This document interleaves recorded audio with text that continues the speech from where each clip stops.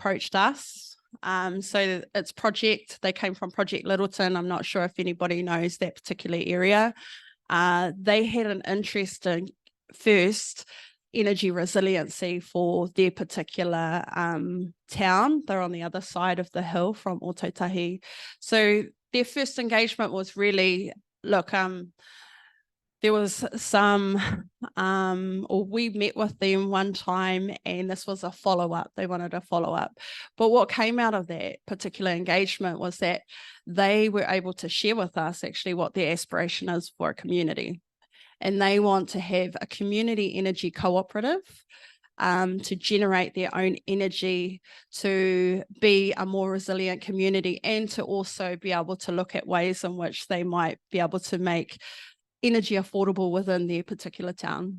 Just recently, they are making it an incorporation. So now it's Littleton Energy Transition Society, still fairly new. And I think for us in that piece, as I said before, is it's to ensure that we aren't creating barriers for these communities that want to have energy projects or access to the infrastructure.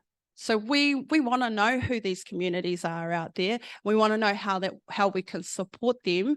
Not only that, but there's this piece in there. One thing that I've found since being in this role is that there are communities, there's an appetite to be able to generate their own energy, but it's not necessarily that they understand the steps to do that. And they don't necessarily understand how what the business models might be, and also the long-term sustainability of these projects. And I think that that's a piece where we come in.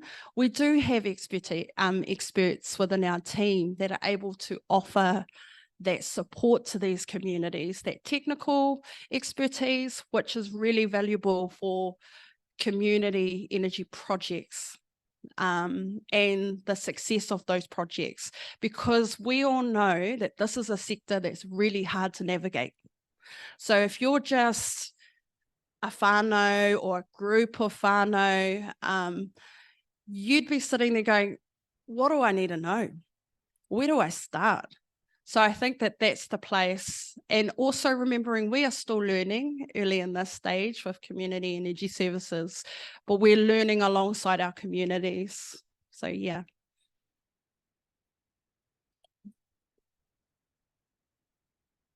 Thank you, Hinerangi. And that brings this session to a close. If you could all just thank our 4 speakers once again. Thank you.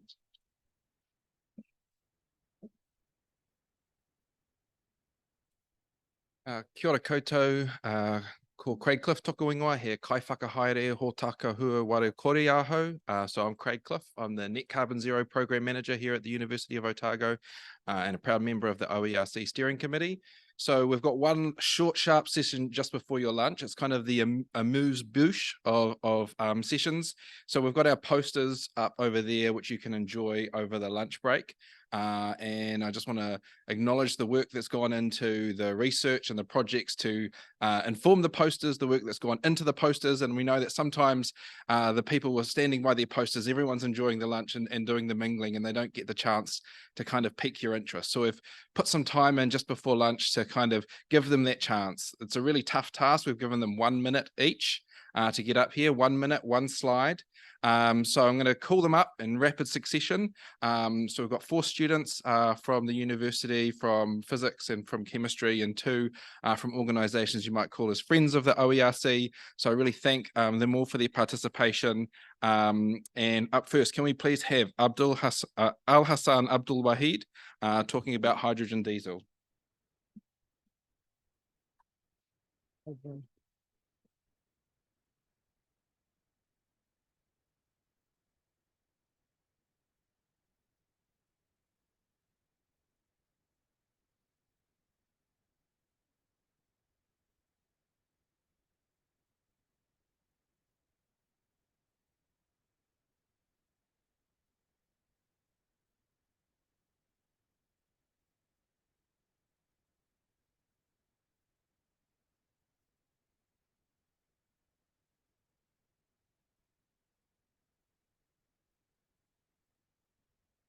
Hello, everyone.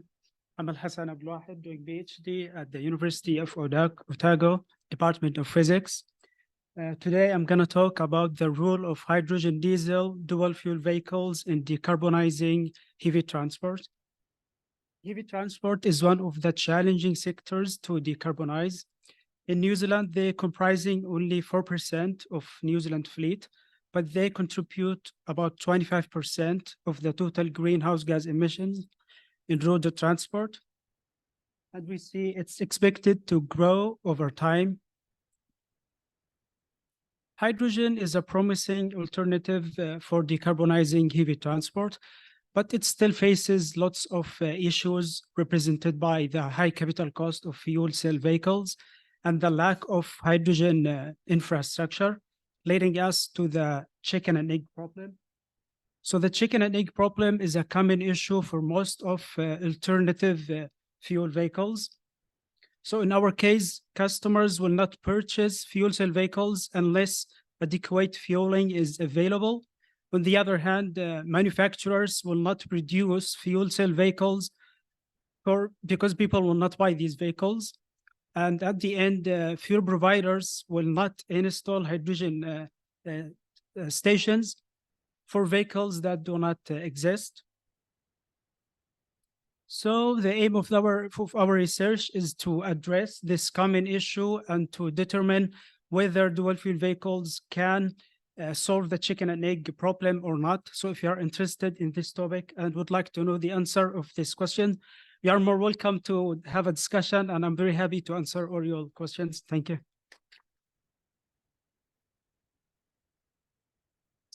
Thanks, Al-Hassan. So I know there's some people here in the audience. I know Freddie Hatherley from Te Whatu Ora is looking at how they can decarbonise the hospital's vehicle fleet. We've got a student working on that over the summer as well. So if you're interested in heavy vehicle fleet, please do check out Al-Hassan's poster and talk to him.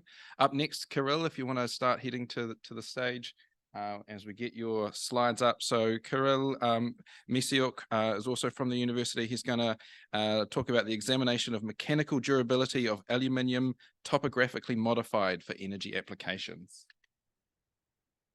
Thank you very much. Hello, everyone. Yeah, now it works fully. So my work mostly dedicated to topographical surface modifications of different materials. And basically it could be applied for wind turbines, heat exchangers, for steam turbines. But there is a good question for everyone in this field. Okay, how durable your stuff is? If it's a coating, if it's a modification, will it survive for how long? Like a year, 2, 10 years? So there's a good question for everyone. How are you going to test your mechanical durability, the mechanical durability of your surfaces, of your coating? And there is a big question, there is a big problem, a lot of different methods, and absolutely zero consistency among all of them. And if we add another layer of complexity related to material science, related to some chemistry, there are much more problems to be considered. So if you like to think about problems, solutions, and all this stuff, please pop by my slide and we can have a good discussion about this. Thank you.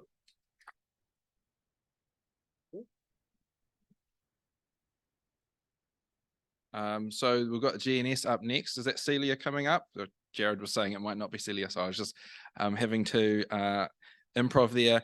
Just a reminder for those of you online who won't be able to check out the posters in person, if you've got questions for the presenters, you want to know more, you want to connect with them, just pop something in the chat and we'll make sure that the presenters you want to talk to are connected to you. Celia.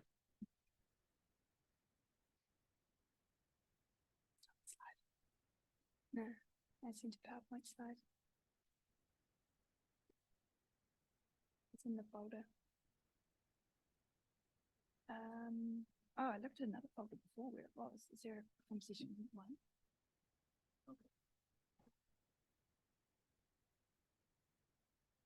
Okay.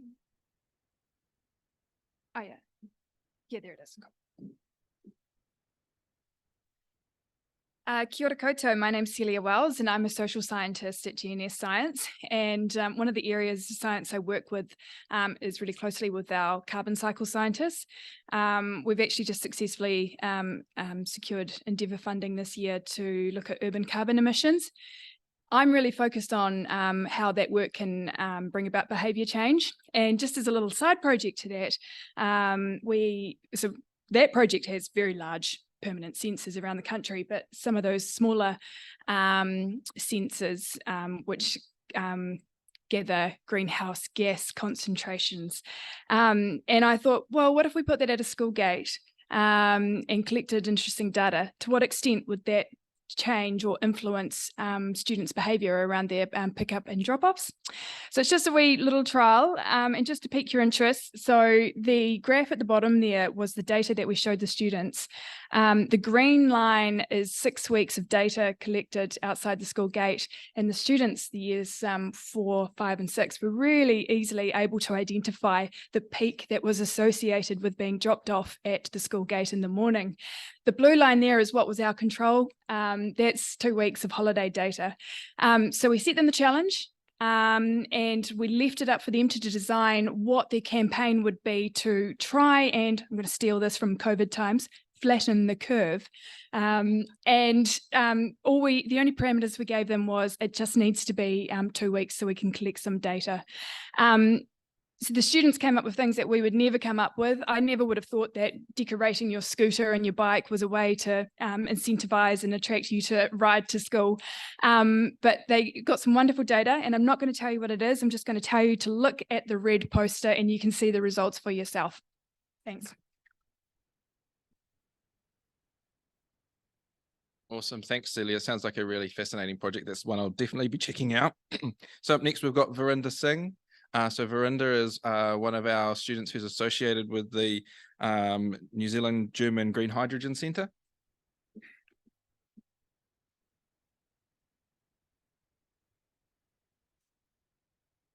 Good afternoon, everyone. I'm Verinder. I'm a second-year PhD student here at University of Otago in Professor Sally Brooker's group. So in our group, we focus on catalysis for hydrogen evolution and CO2 reduction. So in this project I'm presenting today, I looked into these mixed metal complexes. So we were interested in these complexes because same as alloys, these two metals can work together and may help with the hydrogen evolution reaction. So here in this project, I synthesized my complex here. So I did the synthesis during my project and then did the testing for hydrogen in the electrochemical cell over there. And here are some of the results that I got over this project. And all the results are on the poster as well. If you have any questions or if you want to check out the results, please come see me at my poster. Thank you.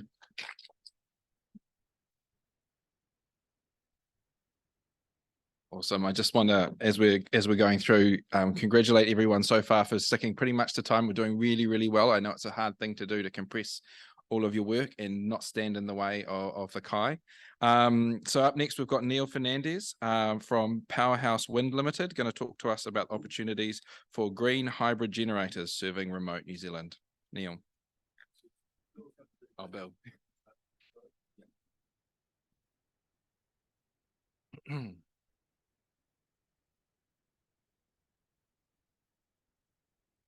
Hello. We're presenting our poster as a quick update on the talk we gave last year.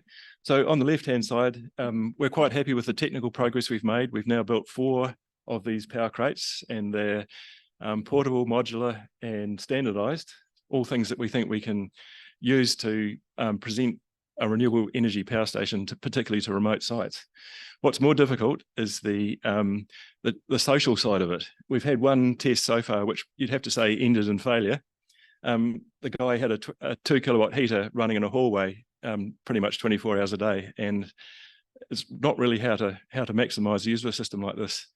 I think Hinerangi talked before about the need to teach and learn. This almost needs to become a learning system, is what it needs to be, and that's our next challenge.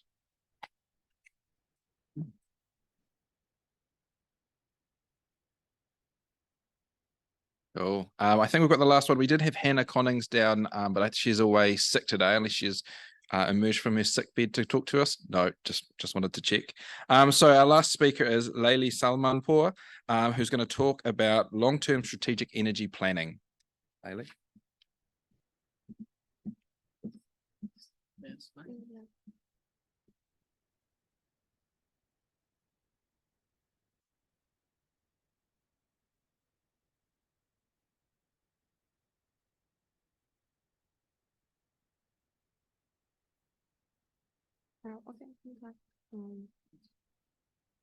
Thank you. Hello, everyone. My name is Leili. I'm a PhD student at the physics department. My project is about long-term energy planning for the case study of Iran. We studied the energy system from the supply side to demand side, and it covers the energy sectors, including the industry, households, and transportation. And based on the historical data, we predicted energy demand by 2050.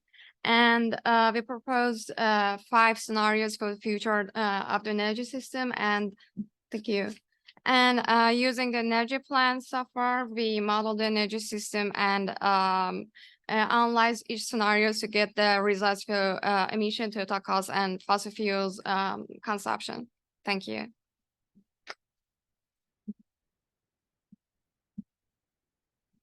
Can we just all join together and congratulate everyone who's just spoken in that rapid fire session for sticking to time, for all the work that's gone in. And I think another way to show our thanks is to go and have a chat to them once you've got some kai and you've got some inspiring questions for them. So thank you very much for this, all of our presenters this morning, and enjoy your lunch, and we'll see you back here at 1:30.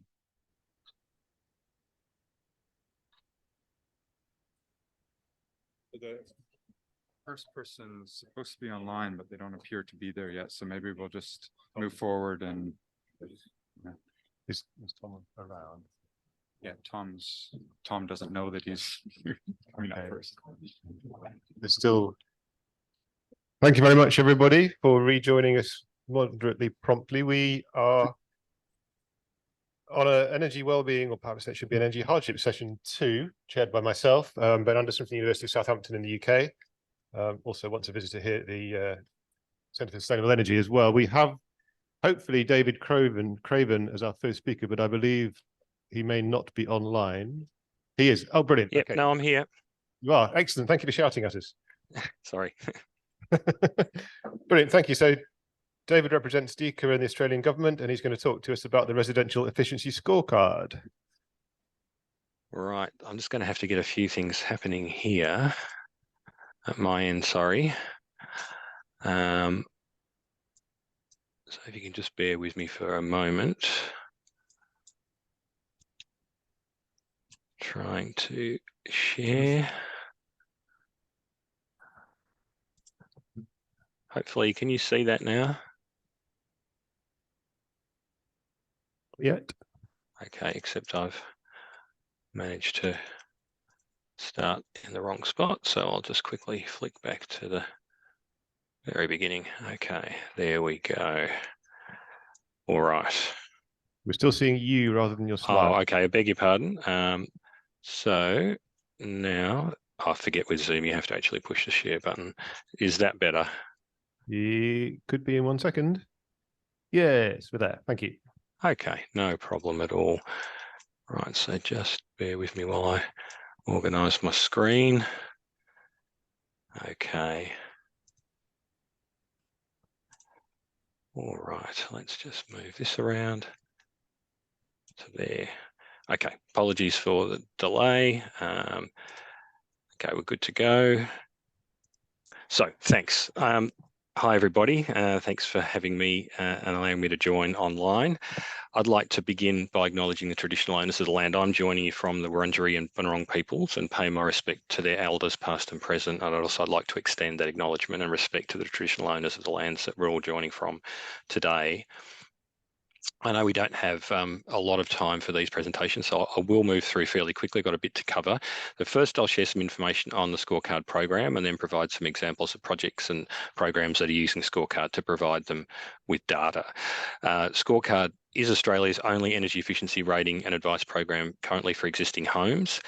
Scorecard provides a comparable home star-based rating on annual running costs of energy, plus ratings for comfort, emissions and features. The tool and assessor training and accreditation is delivered by the Victorian Government Department of Energy, Environment and Climate Action on behalf of all Australian governments. The systems are designed for scalability, so increasing demand for scorecard assessments can be met with confidence.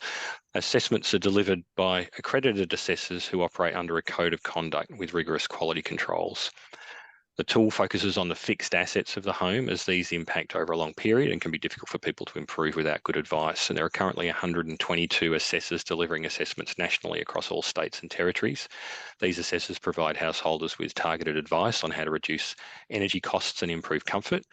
They can also link households with a range of government rebates and subsidies where that's appropriate. Poor upgrade choices are avoided as recommendations are targeted to the specific opportunities and constraints of the home. Assessors provide answers and a clear decision pathway, which builds trust. So what's included in a scorecard assessment? The assessment considers a range of elements illustrated in this diagram, including the thermal shell, fixed elements, including major appliances and renewable energy generation. Assessors enter data into the tool, which is cloud-based for easy access. And the tool's been designed to strike an appropriate balance between complexity and accuracy, the time to undertake an assessment and the cost. And here's an example of the certificate that the householder gets after the assessments occurred. The headline rating on the certificate is expressed as a score out of 10 stars, which is based on the estimated annual energy costs for the specific home. When designing the rating scale, our research and engagement showed that consumers preferred stars and wanted them to represent the cost of running the home. It also showed that people love to compare their ratings with neighbours between homes and before and after renovations, so the star rating makes that easy to do. We took a lot of care with calibrating the rating scale so that meaningful progression is available for all house types in all climate zones, with an average home rating of 3 stars across all climate zones in Australia. In addition to the headline rating, there are also sub-ratings for comfort in both hot and cold weather and for major flex appliances. The tool generates a series of improvement options for the key features of the home. The assessor then makes targeted recommendations to the householder based on their specific goals and constraints. And as of this year, there's an option to set the tool to provide all electric recommendations for those looking to transition their homes. The scorecard assessor combines the data from the certificate with their expert knowledge to make targeted recommendations that consider the householder's needs and goals, their budget, opportunities and constraints of the home, and any available subsidies and rebates that might be eligible for the householder. It's important to recognise as well, though, that scorecard is not just a tool in the ratings. There's an ecosystem of supporting elements that are required to ensure the program meets its objectives, and these include assessor training, accreditation and guidance, compliance and enforcement, program scaling, and marketing and communications. So I'm sure we all agree that quality data on existing home energy performance is an invaluable resource, and Scorecard facilitates quality data collection as data is collected by skilled assessors with OHS training who can safely collect information on a whole range of things, such as insulation levels in ceilings and so on. The data collected by Scorecard is accurate, consistent, comparable and trusted, as it is collected in accordance with our rules for data collection that assessors are required to follow. The data represents the actual condition of the home, enabling an accurate understanding of real home performance. Extensive photographs are collected as part of each assessment. We now have data from approximately 8,500 assessments that have been undertaken since the program launched back in 2017, and this data pool continues to grow each year.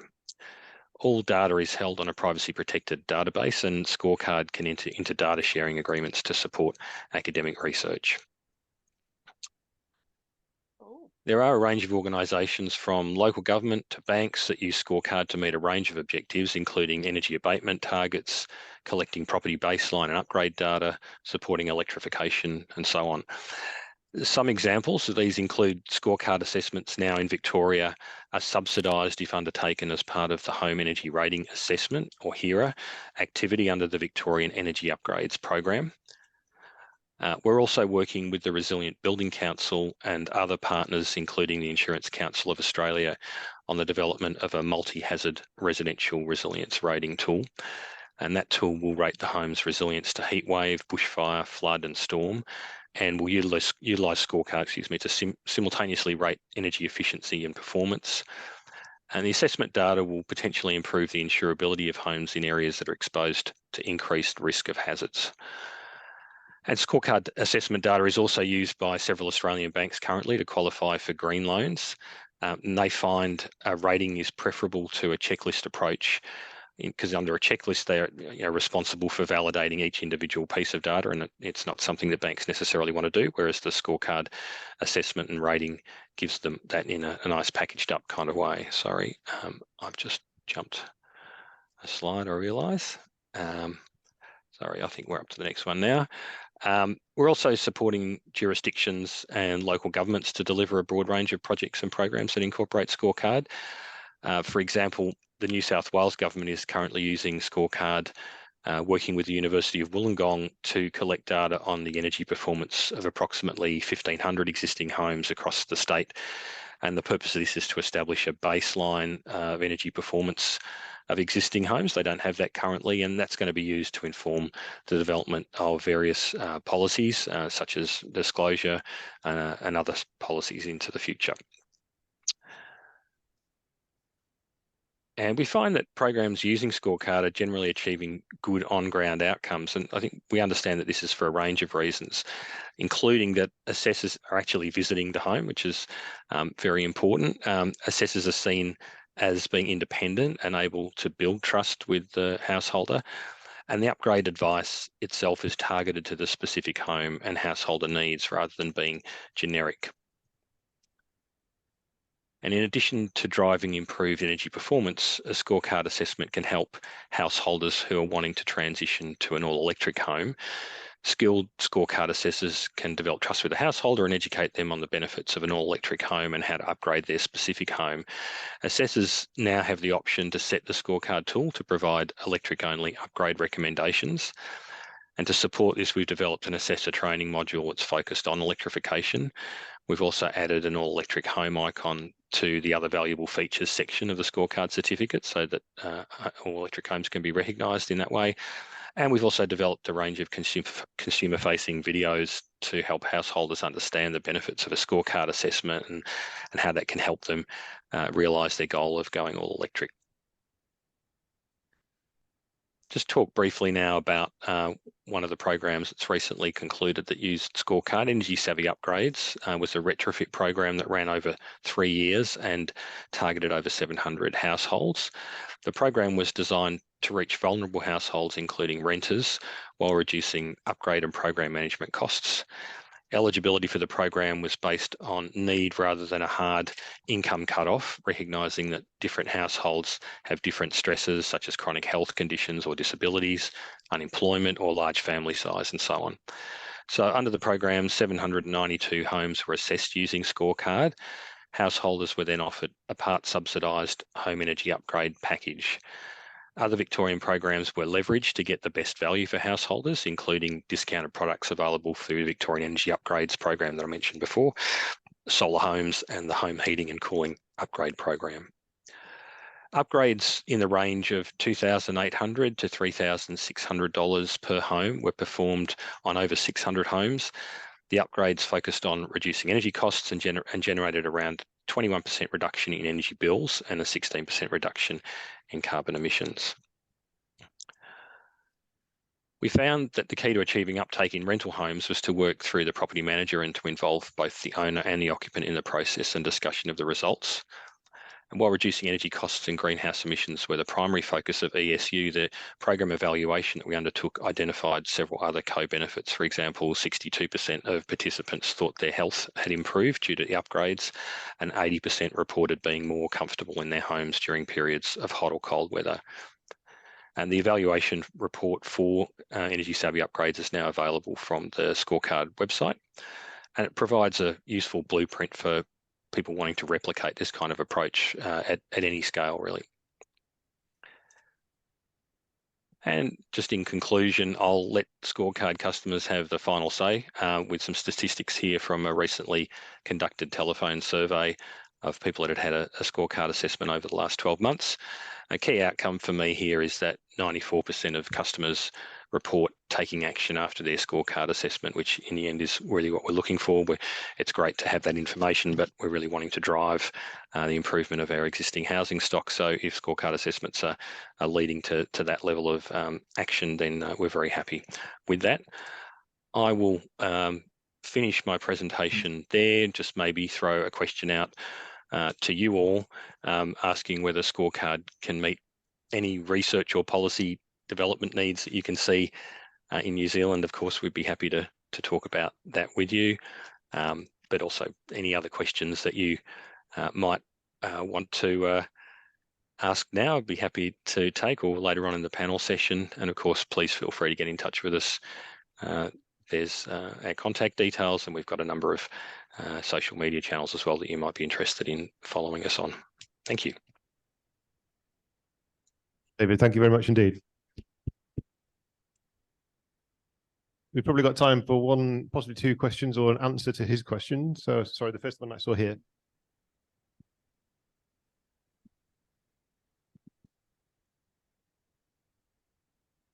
Hi, I'm a home assessor here in Dunedin, and we use the HomeFit tool to do our home assessments. And a big problem with that is often a lot of our houses have big structural or weather tightness issues that are far beyond the scope of a tool designed to measure energy efficiency. And I'm just wondering how the scorecard tool addresses problems like that. Yeah, I mean, we don't use blower door testing or anything like that. It's a visual inspection of the home by the assessor, and they make an estimate of the gaps and cracks and so on. So it is a visual inspection rather than use of technology. And really, that's we recognise that there's value in that. But it's about I guess striking that balance, as I said earlier, in terms of the time and the cost of the assessor being in the home. But I do acknowledge, and I'm well aware of some of those issues that you've experienced in New Zealand in terms of weather tightness, and I know that they're particularly important to you. Great, thank you very much. Thank you again, David. Thank you. The next speaker is Tom Kane from Kane, who's going to talk to us about winter inside social homes. Hi. Who's here? Change the title to Inside Public Homes because I got told off. Sorry about that.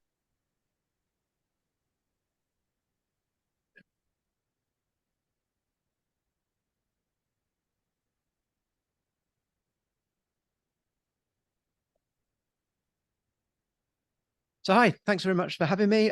Really enjoyed the day so far. As I said, I'm going to talk about winter inside public homes. So I'm going to talk a bit about the background to Kāinga Ora. I'm going to talk about some selected build and maintenance programs that we've got, and then I'm going to talk a little bit about some of my research. Firstly, the internal environment monitoring program, and then a little bit about the HOPE project. So for those of you who don't know about Kāinga Ora, we look after over 185,000 people. We own and manage over 72,000 homes, and we're building around 3,000 new homes every year. Over the last few years, we've been putting all our homes through the Healthy Homes Delivery Programme to make sure they are compliant to Healthy Home standards. And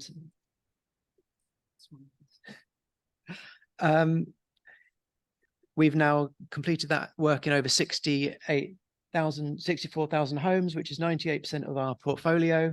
And we're working towards completing that work before the deadline. As you can imagine, it's quite difficult sometimes to get into our homes. So the ones that we've not managed are the people that are they're just not letting us in. So that's a complex problem for us, but it's something that we're solving at the moment. We also have got an extensive deep retrofit program where we put insulation, underfloor insulation and double glazing. We do a modernization as well. This brings homes up from the worst performing homes up to Homestar 6 standard. And we've completed over 1,500 of those, and we've got around 800 a year that are going through that program. So I want to talk, I didn't start my timer. We're going to talk a little about, we've also got a construction program. We've got about 3,000 homes per year. So my work at Kāinga Ora is to try and understand how our homes are performing for our customers. I run the internal environment program where we install sensors and we try and understand how our customers perform how our homes perform for our customers. So I'm going to talk to you today a little about insights from the winter this year, and I'm going to be reporting temperature as a metric for health. So it's percentage of hours below 18 degrees, and also relative humidity, percentage of hours above 70 degrees, because mold growth is more common above that level. So just some summary stats from around 166 homes. Sorry, it says 170 there, but that's a mistake. As you can see, average temperatures in the living rooms were 18.6 degrees, and in the bedroom, 17.5 degrees. And that translates around 55% of hours below 18 degrees in the living room, and 62% of hours under 18 degrees in the bedroom.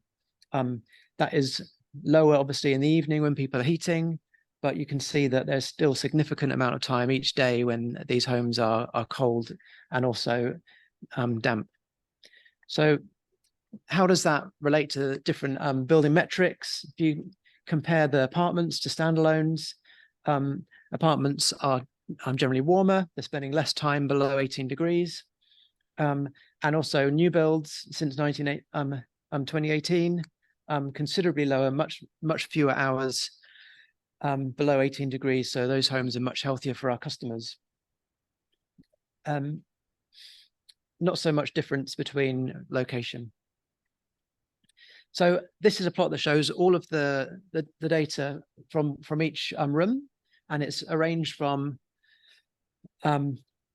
0 on the left to 100 on the right, showing the ones on the right that are more time spent in unhealthy conditions, so more time spent below 18 degrees. And as you can see, there's a significant number of homes that are 60, 80%, even 100% of their time is spent below 18 degrees. And that's worse in bedrooms where we've got less heating. The darker color there is our newer builds, are highly performing buildings, and you can see they're generally clustered to the left because they're easier to warm, to heat, they're cheaper to heat, and they are staying warm for longer. For humidity, slightly different picture. This plot is arranged in the same way. It's percentage of hours below above 70 degrees, 70% relative humidity, and you can see that there doesn't seem to be much relationship between house quality, but there is a very, very significant relationship about where it is. Basically, if you live in Auckland, you're going to have a damp house. I think that goes for all homes, not just our homes. So what next? I'm running a project called the Hope Project, which is looking about health outcomes in these homes across these different data sets, across these different things. And we're going to do an IDI study, quantitative surveys, qualitative interviews, and look at maintenance and cost spend. So we're running the survey at the moment. We've currently had about 1,400 responses. We're about a 30% response rate so far. And hot off the press, we've got a couple of plots here that show some responses to a survey question. The survey question is compared to before the work was done in your home, stroke when you moved into your new home, do you agree or disagree with the following statements? Our home is a healthier place to live.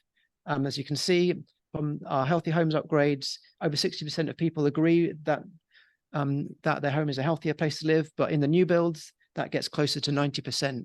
And that's replicated here on the right as well. There's less mold in our home. Again, people are seeing improvements in just from taking homes through the Healthy Homes Delivery Program, which is Healthy Home Standard compliance. But as you get through to whole of house heating, retrofit program, and new build, which are all stepping up in terms of build quality, we're seeing way better results in terms of people feeling healthier and having less mold in their home. That's all we've got time for today. Any questions? Thank you, Tom.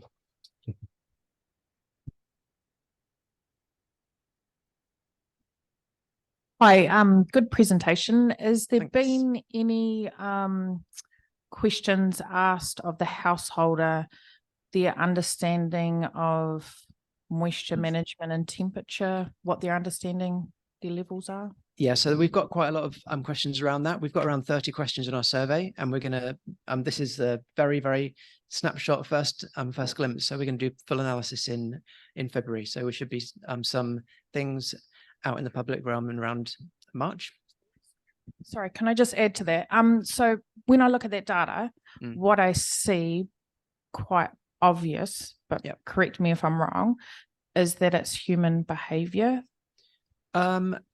Well, I like to think that we can build homes that are good for everyone, and we don't need to put a burden of behavior on people. So for public housing customers, we know that they're coming from very vulnerable situations, and we don't want to put a burden on them. So that's why we're seeing the best results in the homes that are highest performing, so the newest homes, where they have to do less actions. So sorry, I'm just going to ask one more.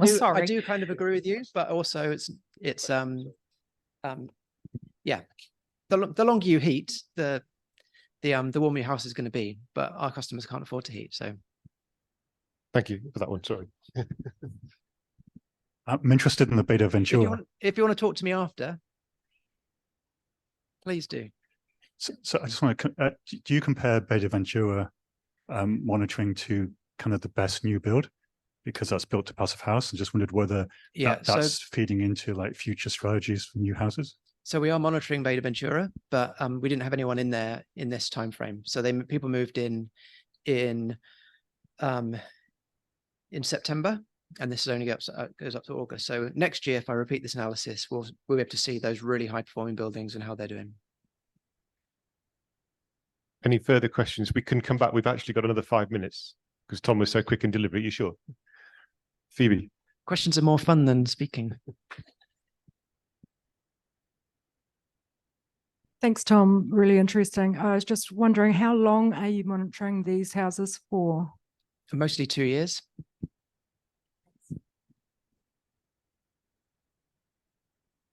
Just really surprised at some of your graphs where your Homestar 6 houses were actually not performing that well at all. Yeah, that does go down to the human behavior, because if you don't heat, then even in a Homestar 6, you know, it's only just a little bit above that build code, right? So if you don't turn your heater on, then it's going to be cold. It's cheaper and easier to heat for sure, but you still have to heat.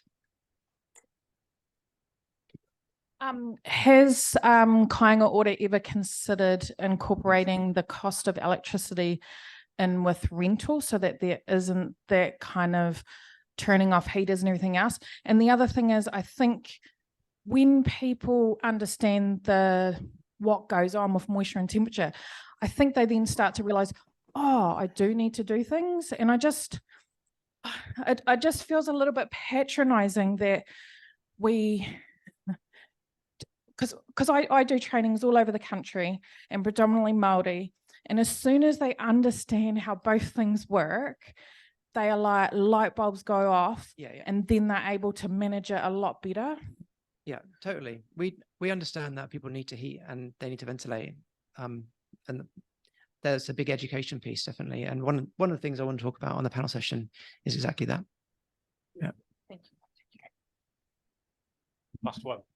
Thank you. Tom, I'm just interested in Kāinga Ora's policy around provision of clothes drying facilities. Is it part of Kāinga Ora's program to provide an area to dry clothes that's outside and covered? I don't know for sure. We do have a lot of homes do have outside drying facilities, but I don't think it's standard. And I do know that a lot of our customers do dry their clothes inside. That's one of the things that we ask on the survey as well. And in response to the question she asked, she's left now, but she asked about would we pay for electricity? So I'm working on a program where we are piloting electricity subsidy for some of our customers. That's working quite well. But our funding model just would not enable us to provide free electricity for all our customers.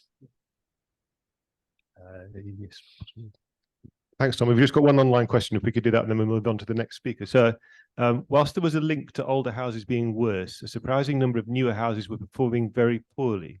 Current standards of construction still very poor by international standards, ... Is possibly a question, maybe a comment. Yes. Excellent response. Can I just ask one further question? Sure. Have you any interest at all? Have you done any analysis of overheating? Lots. Excellent. Also the good answer. Okay, so next up we have, thank you very much, Tom. Luis Medrano from the University of Auckland, who's going to speak to us about socio-technical post-occupancy evaluation to uncover elements of practice for reducing fuel poverty and performance gaps. So I think we have practices to talk about. Yes. Excellent, thank you. That's right. Thank you. Hey, good afternoon, everyone. My name is Luis Medrano. I am originally from Mexico, and I am part of the Future Cities Research Hub at the University of Auckland. Today, I will speak about a socio-technical post-occupancy evaluation that I am developing and testing as part of my PhD to uncover elements of practice for reducing fuel poverty and performance gaps. But before I get into the topic, I would like to introduce our research hub briefly, because we're fairly new to this group. So we investigate how our buildings, neighborhoods, and cities connect with natural ecosystems and how that impacts our current issues related to climate change, urban well-being, and spatial justice. Our work focuses on evidence-based research and co-creating solutions for a more equitable, regenerative, and healthier built environment in Aotearoa, New Zealand. So this right here are our main research fields. As you can see, we cover a wide range of topics related to sustainability in buildings, low carbon solutions, zero emission economy, and urban well-being. But let's get into the topic now. As you probably know, building retrofit is considered one of the main approaches for achieving sustainability in the built environment. Retrofit programs around the globe aim to improve the indoor environment quality and reduce energy consumption and CO2 emissions. So the aim really is to improve the building's thermal and energy performance. This has proven to be particularly challenging for the residential sector because there are many financial barriers because of the complexity of the building typology, privacy concerns, and many other factors. And there's staggering evidence proving that homes in Aotearoa are not meeting the energy and thermal needs of our occupants. And it is estimated that about 460,000 homes in the country require retrofitting. Still, a deep retrofit program is yet to be implemented across the country. And the benefits of doing that would directly impact on reducing heating costs and improving the mental health, the health and mental well-being of our occupants. So the main issue related to retrofit has been the performance gaps. And this is referred to a discrepancy between estimated and actual energy and thermal performance of homes, putting a risk in tackling climate change challenges because many countries rely on accurate predictions for their emission reductions.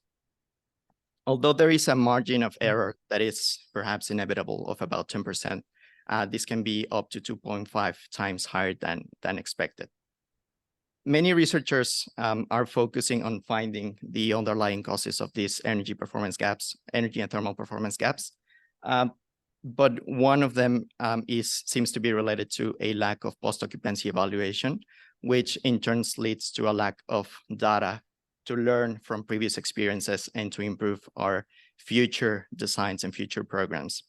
And there seems to be also a component related to occupant behavior, which is a big focus right now in research.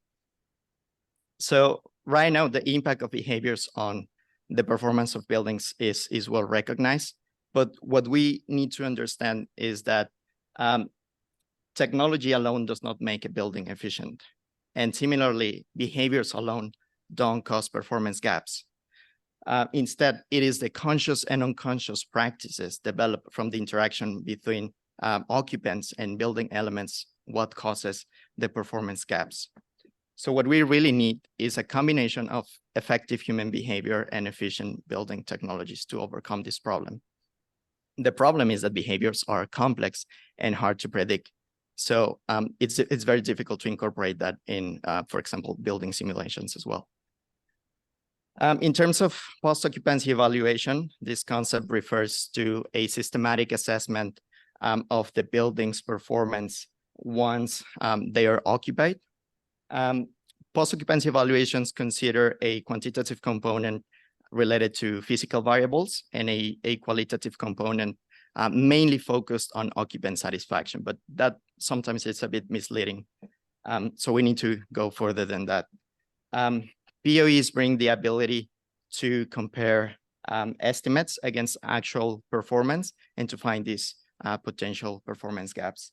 And they have the potential to assess energy-related behaviors and operation efficiency in buildings as well. The issue again is that most projects focus only on the quantitative part, neglecting these connections with occupants' perceptions and occupants' needs. So what my research is proposing is to go beyond behaviors by incorporating social practice theory into the post-occupancy evaluation of retrofitted buildings. Social practice theory considers individuals as carriers of practice. So that means behaviors are a result of deeper factors or elements, framing and reframing practices. And these factors are the ones that I show there. So the first one is know-how, which is mainly related to understanding habits and routines. The second one is explicit rules, involving both institutional and explicit rules. Engagement, involving motivation, meanings and beliefs, and materials and technologies, involving affordance and usability. Affordance in regard of what things afford to do, not necessarily economic. So by understanding these deeper underlying elements, we will be able, for instance, to find out if we need to train people to operate certain technologies, if we need to change the rules in our retrofit programs for them to be more effective, or even if we need to promote or avoid the incorporation of certain materials and technologies because they are simply not aligning with our householder needs and expectations. So to test this approach, we secure collaboration with Aukaha to recruit whānau from the Otago Homework program. And our methodology considered semi-structured interviews with professionals from retrofit programs to understand these elements of practice guiding their programs, a document review of case study reports produced by them to understand the pre-retrofit conditions of the homes, a statistical analysis of indoor environment quality data to have the pre and post performance of homes, semi-structured interviews with householders to once again understand the elements of practice, but now guiding their behaviors and giving us the householder needs, learning from their experiences and hearing their stories, which has been mentioned quite a lot this day. A focus group with householders to co-develop improvement strategies aligned with their needs, and a process of data triangulation between quantitative and qualitative data and best practice analysis to define the recommendations for current and future retrofit programs and to define the socio-technical post-occupancy evaluation. At this point, we are on the focus group stage, and that is happening actually next Monday. So just to finalize with this presentation, I wanted to show you some of the preliminary results from the document and statistical analysis. This graph right here shows the main issues found by the program. And as you can see, well, I don't know if you can actually see, but the main ones are condensation around windows, roof damages, inefficient heating, and mold. So pointing to a critical need to improve ventilation systems within homes to deal with this type of problems. These next graphs shows, they show the the temperature and relative humidities across the program. We focused only on homes located in Dunedin. And I decided to just focus on winter and summer for this presentation. So as you can see, this graph shows that about 60% of the temperatures in winter were below the recommended threshold between 18 degrees Celsius and 24 degrees Celsius. And about 37% were between these comfort ranges. In terms of relative humidity in winter again, 50% of the measurements were within 40 to 60% recommended by the World Health Organization, and almost the other 50% above 60% and up to 80%. Now moving to summer, about 80% of the temperatures were within comfort ranges.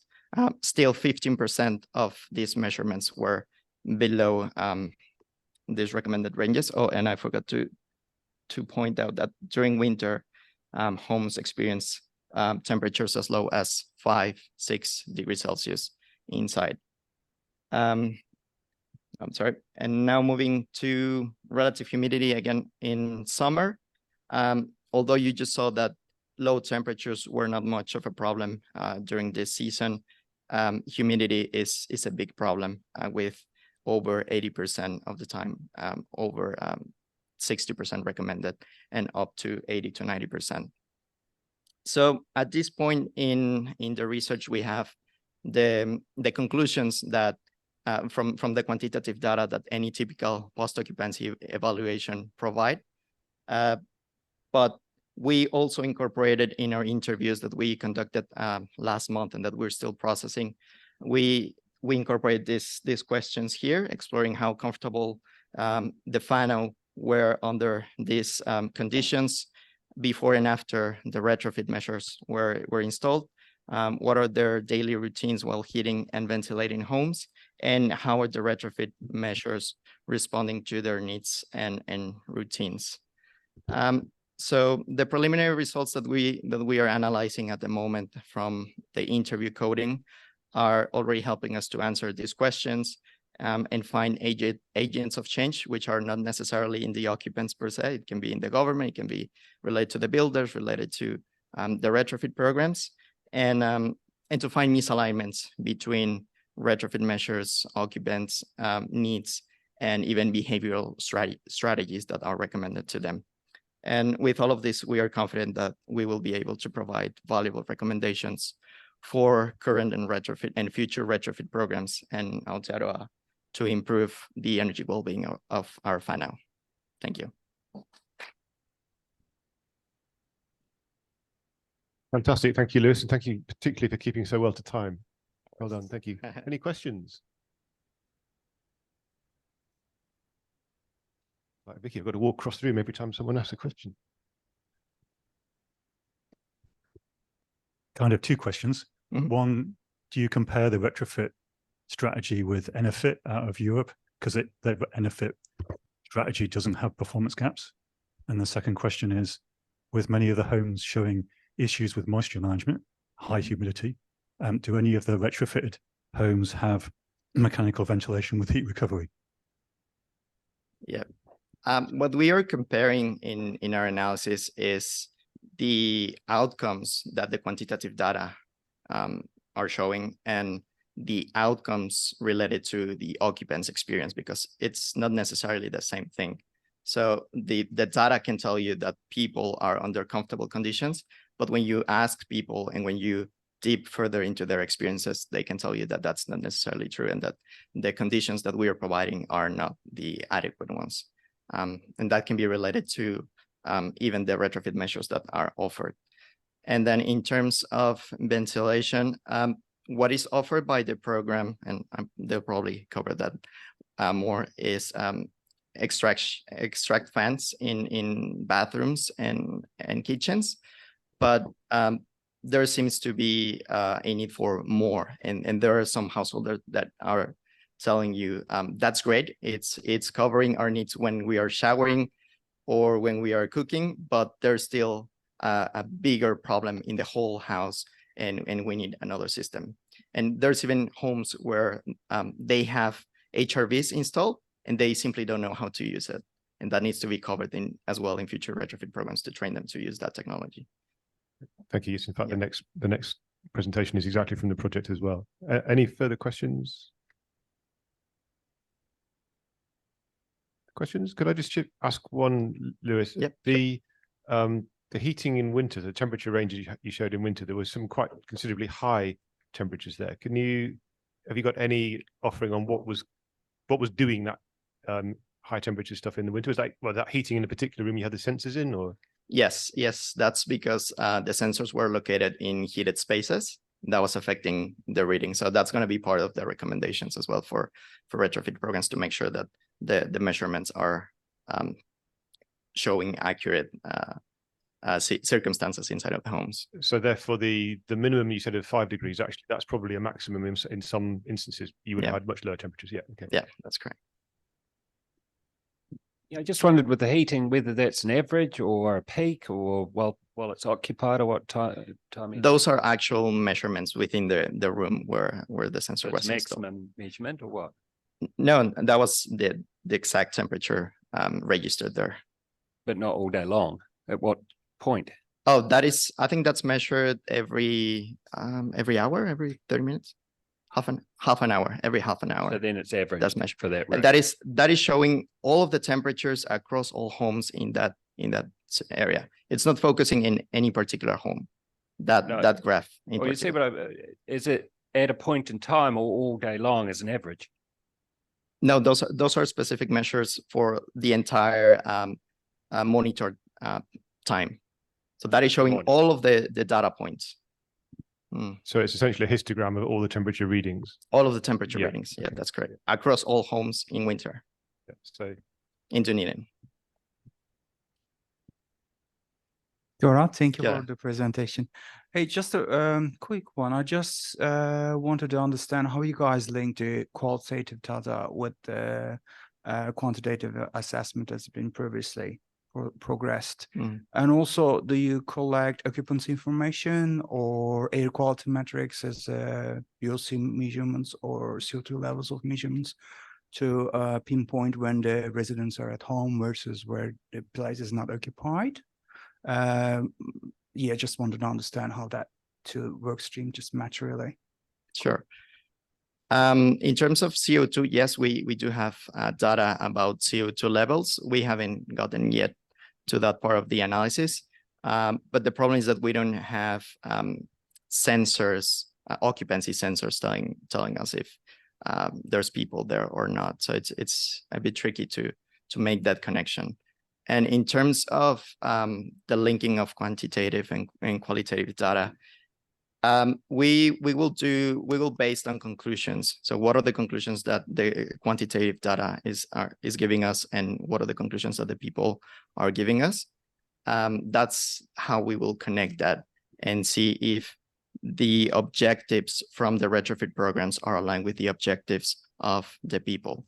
But what we're trying to do with this research is to deep dive into the householders' experiences. So it's an explorative study rather than as an established goal that we have.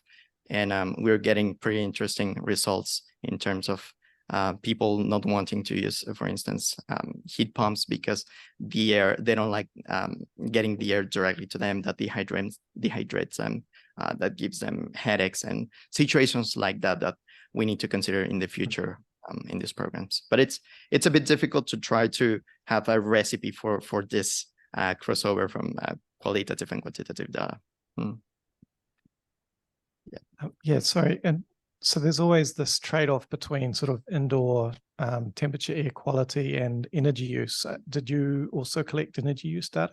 We ask for 1 year data for the occupants, and we will use that in our analysis. We haven't gotten there yet, but we will consider energy use as well. Great, Lewis. Thank you very much indeed. Thank you. And next up, we have Peter No? Okay, I've totally lost the plot. So we were supposed to be having Scott Willis, but obviously he's been called to other matters as a newly elected Green MP, I understand. So So we have Jade, sorry. We have Jade from Okaha who's going to give us some more information on the Otago retrofit project that Lewis just gave a bit of an overview of.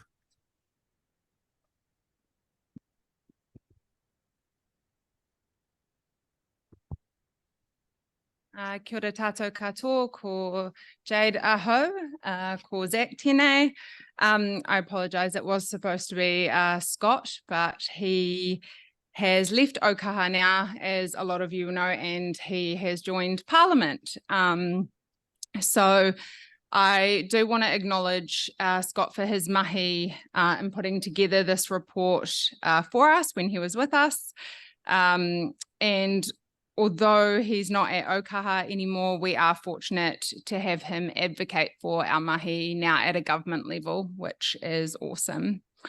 So I am the housing team leader at Okaha, and Zach is our home performance assessor for the Otago Home Retrofit Project. For those of you who aren't familiar with Okaha, we are a mana whenua owned consultancy made up of 5 papatipurunaka from which I was, and a bad thing was running today as well as work symposium. What were you saying? Nothing important. My computer says it's raining. From Waihao to Hokonui. At Okaha, we have 3 main ko. Mana Ahurea, which is our cultural narrative and design team. Manataia, which is the environmental management team, and the Mana Takata team, which is health and social services, which is the team that we sit under as the housing team. Under the housing team, we have 3 housing projects, the TPK, which is Te Puni Kōkiri, critical and essential repairs. That's got a criteria of Māori, owner-occupied, low income, and someone vulnerable living in the home. This project can address big ticket items like roofs, bathrooms, and replacement of weatherboards, just as an example. We've also got our Healthy Homes Initiative, which is essentially to support whānau with tamariki who are living in poor housing conditions that are potentially causing illness. And this project is for those who are living in owner-occupied homes, private rentals, and social or community housing. And we are journeying with whānau to provide education, interventions, and external referrals to other community partners and services to support whānau towards a warm, dry, and healthy home. Lastly, we've got our Otago Home Retrofit Project, which is for those who are low income, have a community services card, and owner occupied to address the thermal envelope of the home. And this is the pilot project that Zach's going to speak to in a minute. We're really fortunate to have all 3 projects at Okaha. If whānau are eligible for all 3 projects, we can utilise all of them to achieve better outcomes for whānau.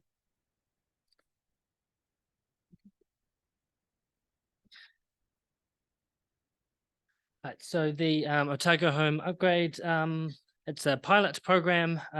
It's a $2.5 million pilot program funded through the COVID-19 Response and Recovery Fund, managed by ECA.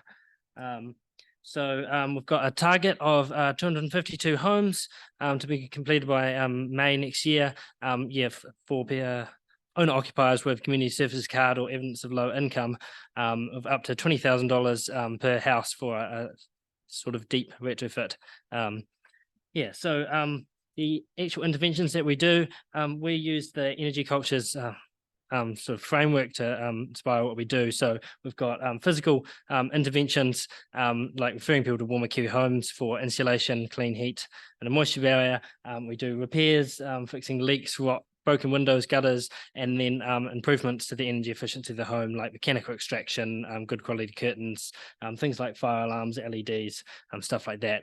And we also do education component where we educate the whānau on ventilation practices, reducing moisture and heating, things like that. And through all that, we're trying to also change the norms of that whānau, the expectations, knowledge, and understanding of that whānau. key metrics. I won't spend time on that. So a quick case study. So we have one house here in Dunedin. It's a huge old house and divided into 4 units, with 4 families living in there, all related, and the total house is owned in a family trust. Massive structural and weather tightness problems across the whole house, with no permanent heating or insulation in any unit. Builder's quote for essential repairs, 110,000. So to solve this, all 3 of our programs managed to work together quite successfully on this one. So HHI program enabled access to the Wamakiwi Homes clean heat and insulation without the community services card, because not all of the families had community services cards, but there's no point insulating half of the ceiling or just putting 1 heat pump and there's 4 living rooms. And they also help provide beds for the children. Eco project did upgrades like extraction, LED bulbs. We replaced rotten windows, broken glass, holes in walls, plumbing and electrical. And then TPK did some big structural roof replacement, weatherboard replacement, hot water cylinder replacement, and some big upgrades there. And together, with all 3 of our programs, we managed to achieve some quite substantial positive change at this house. So a big part of our project, because it's a pilot project, is the evaluation. As you probably know, budget 2023 will be providing 400 million to expand the scope of the Wamakiwi Homes program, and we want our experience in this program to guide that. So our sort of research problem: how can the government support delivery end partners to build a healthy ecosystem of energy wellbeing services and ensure energy wellbeing for all? At Okaha, we used a Te Korikori Ka model of continuous improvement to guide what we do across all of our projects. So the parts of that, we've got Te Ao Tūroa, which is the current state as things are. So in this one, it's the pilot program, that's the current program there. Te Kori, which is learning lessons and understanding the current state.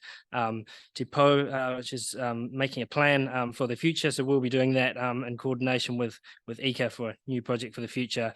And then Te Ao Marama, creating positive change in the present. So that'll be the next iteration of this project. So we've encountered a range of challenges doing this project. So it's a lot bigger than a lack of insulation and minor upgrades to get that insulation in. There are some whare that cannot be restored to a healthy state. We encounter roofs with holes, massive holes in them, weatherboards that look like cobwebs, and all sorts of stuff. It's a lot bigger problem than I think some government agencies like ICA think it is. One issue that we come across a lot is houses that were built as holiday homes to be occupied for a month in the summer, and there's now families living in there all year round. They're really just little sheds, and the challenges of turning those into an energy efficient home when they were not designed to be lived in winter is quite a challenge. More than just material interventions, there is a whole range of complex social problems there as well.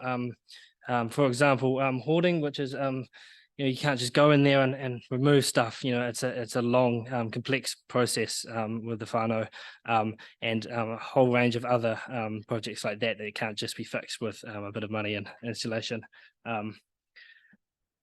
Some of our whānau are quite hard to reach. That's been a bit of a theme tonight. There's a lot of distrust of agencies related to the government in any capacity, or anyone putting help out there. And also a lot of legal complexity to do with ownership. It's not always as simple. One person owning one home. There's a lot more complex things there, and also. Many of our houses are at risk locations. They're in places that will be quite possibly underwater in the next few years. And do we really want to be putting money into upgrading these houses? But at the same time, there are people living there now that have nowhere else to go and deserve a healthy home. So, So our 5 key messages this is in a way our sort of interim report. we'll expand on these more in a final report. So key messages. So we need flexible funding arrangement. There are no simple fixes for energy wellbeing. It requires place-based expertise to do the right intervention. The existing Warm Kiwi Homes program is output based and focuses on a couple of inflexible solutions that may not address the real problems. Our recommendation is that flex roof organisations are funded with autonomy and discretion to apply deep retrofit solutions and education for energy wellbeing, with available funding of not less than 50,000 per whare and the discretion to go beyond, in addition to the new standard Warm Kiwi Homes interventions. Another big problem we have is the siloedness of government agencies. There's a whole lot of different energy hardship programs run by different agencies. We have 3 of them at Ōkaha. We tie them together at the bottom end, but we report upwards to 3 different government agencies for one house. And so there needs to be a lot more coordination between government agencies. We recommend for this is the establishment of a fully funded independent energy wellbeing sector secretariat for the Energy Wellbeing Evaluation Consortium, held within an NGO or academia, just to make a start on addressing those, to start breaking down those silos. Reaching the hard to reach. Reaching those most in need is often the hardest job. Yes, okay, so I'll skip past that, and we need solutions for whare beyond scope. Sometimes trying to upgrade houses is just extending hardship at a high cost, when really those houses need to be new. There needs to be new houses, and we need ongoing evaluation. Okay. Thank you. Thank you, Jade. Thank you, Zach, for summarising on the fly right at the end there as well. Do you have any questions, please?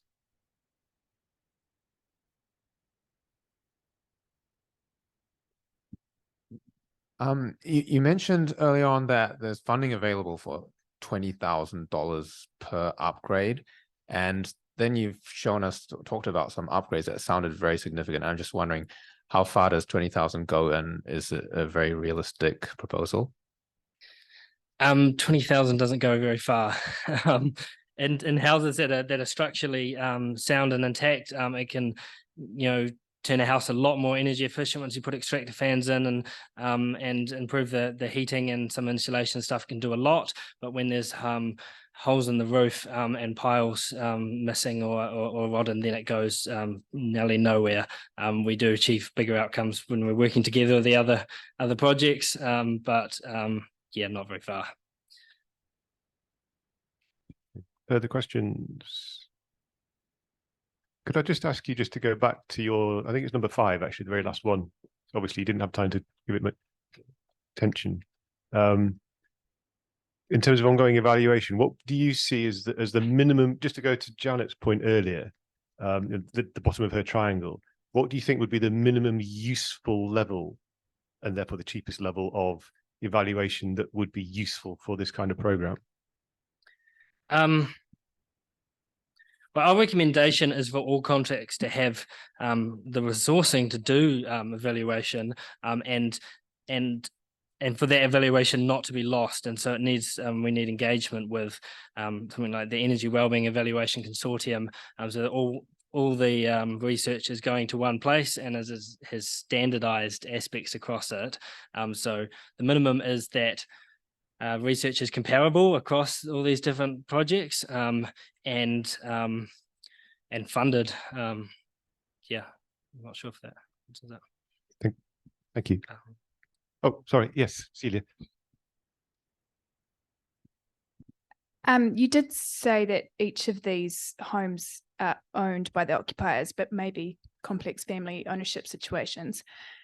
With that in mind, the money is significantly contributing to the value of their asset, aside from all the positive social outcomes.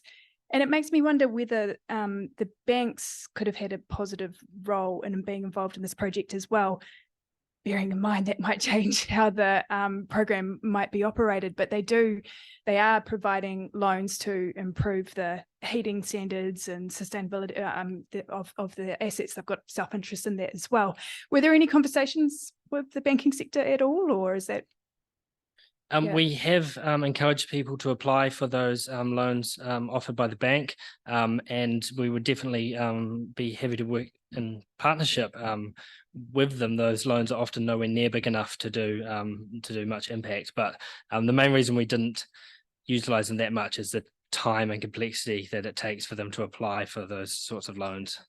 A lot of whānau that are in these situations also can't get additional money on top of their mortgage, even if it is for the repairs, the thermal envelope of their home. So majority of the whānau that we work with, they're not eligible.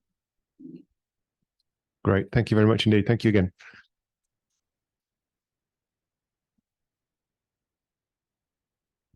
And our final speaker for this session is Courtanay Gray from Habitat for Humanity Northern Region, who's going to be telling us about Habitat's impact on household energy savings, which I think is also part of the Warmer Kiwi Homes programme. Sorry, a Healthy Homes programme. Sorry. Yeah. Couldn't read the types, too small.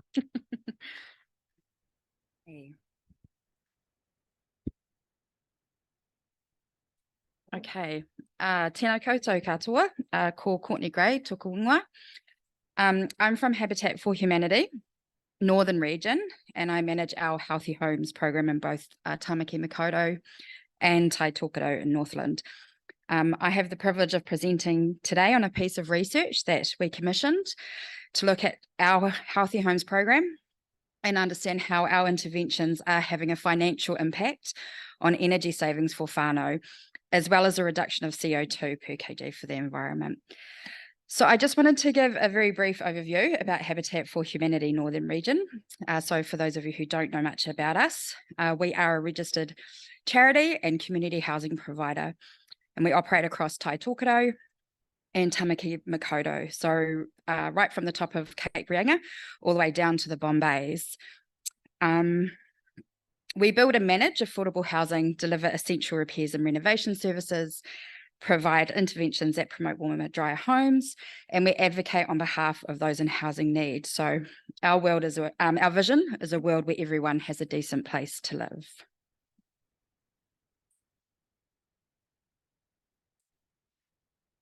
So we have an aging housing stock. This is not new to anyone, but without maintenance, it's causing high heating bills and sucking up valuable financial resources for whānau. We have existing inequities in populations, high living costs with low wages, and challenges to accessing energy.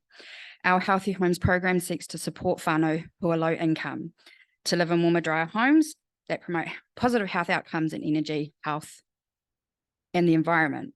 Through our programs, we hope to address some of the inequities that whānau face through quality education and the supply and installation of interventions that support that thermal heat envelope of a home.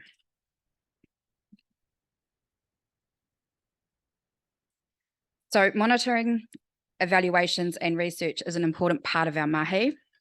We know that there are broad and complex issues whānau are facing today, and understanding how we can be better directed and providing purposeful support is integral to our whole kaupapa. Through our continued evaluations and research, we move to provide programs, as is shown up there, that deliver services based on whānau feedback and the needs of the community, and we focus on quality practices.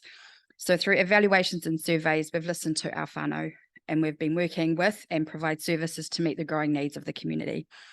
Through amazing funders, we've been able to be flexible with those interventions that we provide.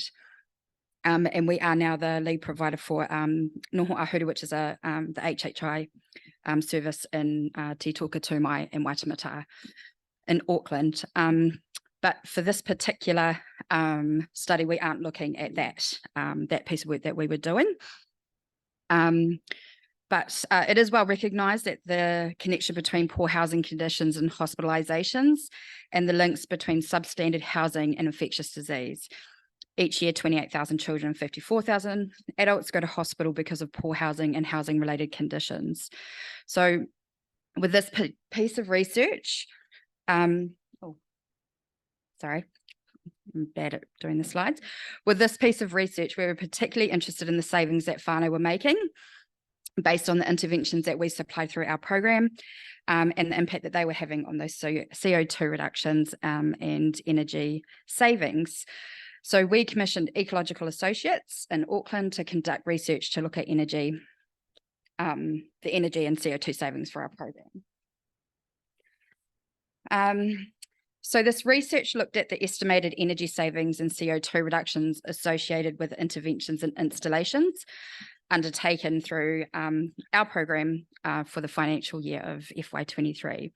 So it used data from 1,387 households with a total of 7,239 occupants. So the actions included repairs in these 7 core areas. And you can see that the ones in green are the ones that have an effect on energy efficiency. And these estimates have been made based on those green ones that have been identified. So when we look at this, the initial approach aimed to provide an estimate of changes in energy usage and CO2 emissions from our interventions and installation. It relied on a range of factors and coefficients in order to provide reasonable estimates, and it used a relatively simple methodology. So the calculations were made in 3 stages. So it was about determining those baseline costs and CO2 emissions for a household's heating and hot water usage, and that was based on household size. And then attributing selected actions undertaken by us with a retention or efficiency coefficient, so a percentage of the savings that was based on the ability to retain heat or reduce the amount of hot water that was used.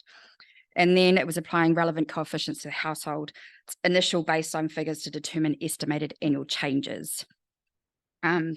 So just very quickly look at some of those in a little bit more detail. How much time have I got? I've got a little bit. So what we're looking at is the baseline household heating and how that was determined. So we didn't hold any pre-intervention or pre-installation data on behaviours. So we took some of the baseline data that Ecological Associates have been using on their home energy advice program. So there were very similar programs, so the baselines could be approached to this particular piece of research. So the baseline surveys households based on their existing infrastructure. So if they had like a low flow shower head, for example, and the behaviours within their home. So if they kept their showers to a minimum, and as they relate to home heating, hot water use, and then lighting and appliances.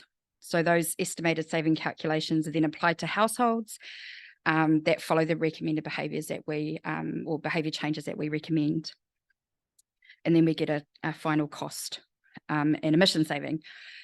So the efficiency coefficients were taken from MFE brands and ECA, and then Beacon Pathway and Home Performance Advisors also came in consultation, and that whole entire baseline was used against 2,743 households.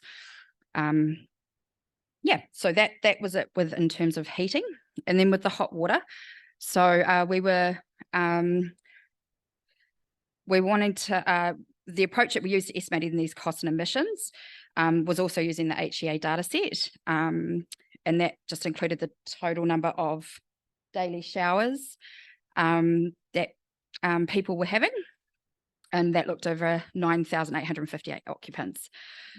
So it showed that the occupants reported having 1 shower each a day on average. And then without any sort of pre-interventions, it was 9.3 minutes, which is particularly high. And then after it gave us a baseline cost of about 70 cents. And then when we moved on to lighting, we were looking at an estimated saving from just changing out the CRL bulbs to LED bulbs, and that was around about $10 per year in savings from that, and around 4 kgs of CO2 savings. So they were just looking at the amount of bulbs and use that high, use that to go against how many they thought had been replaced in high density areas or high usage areas. Okay, and then so we move on to the methodology.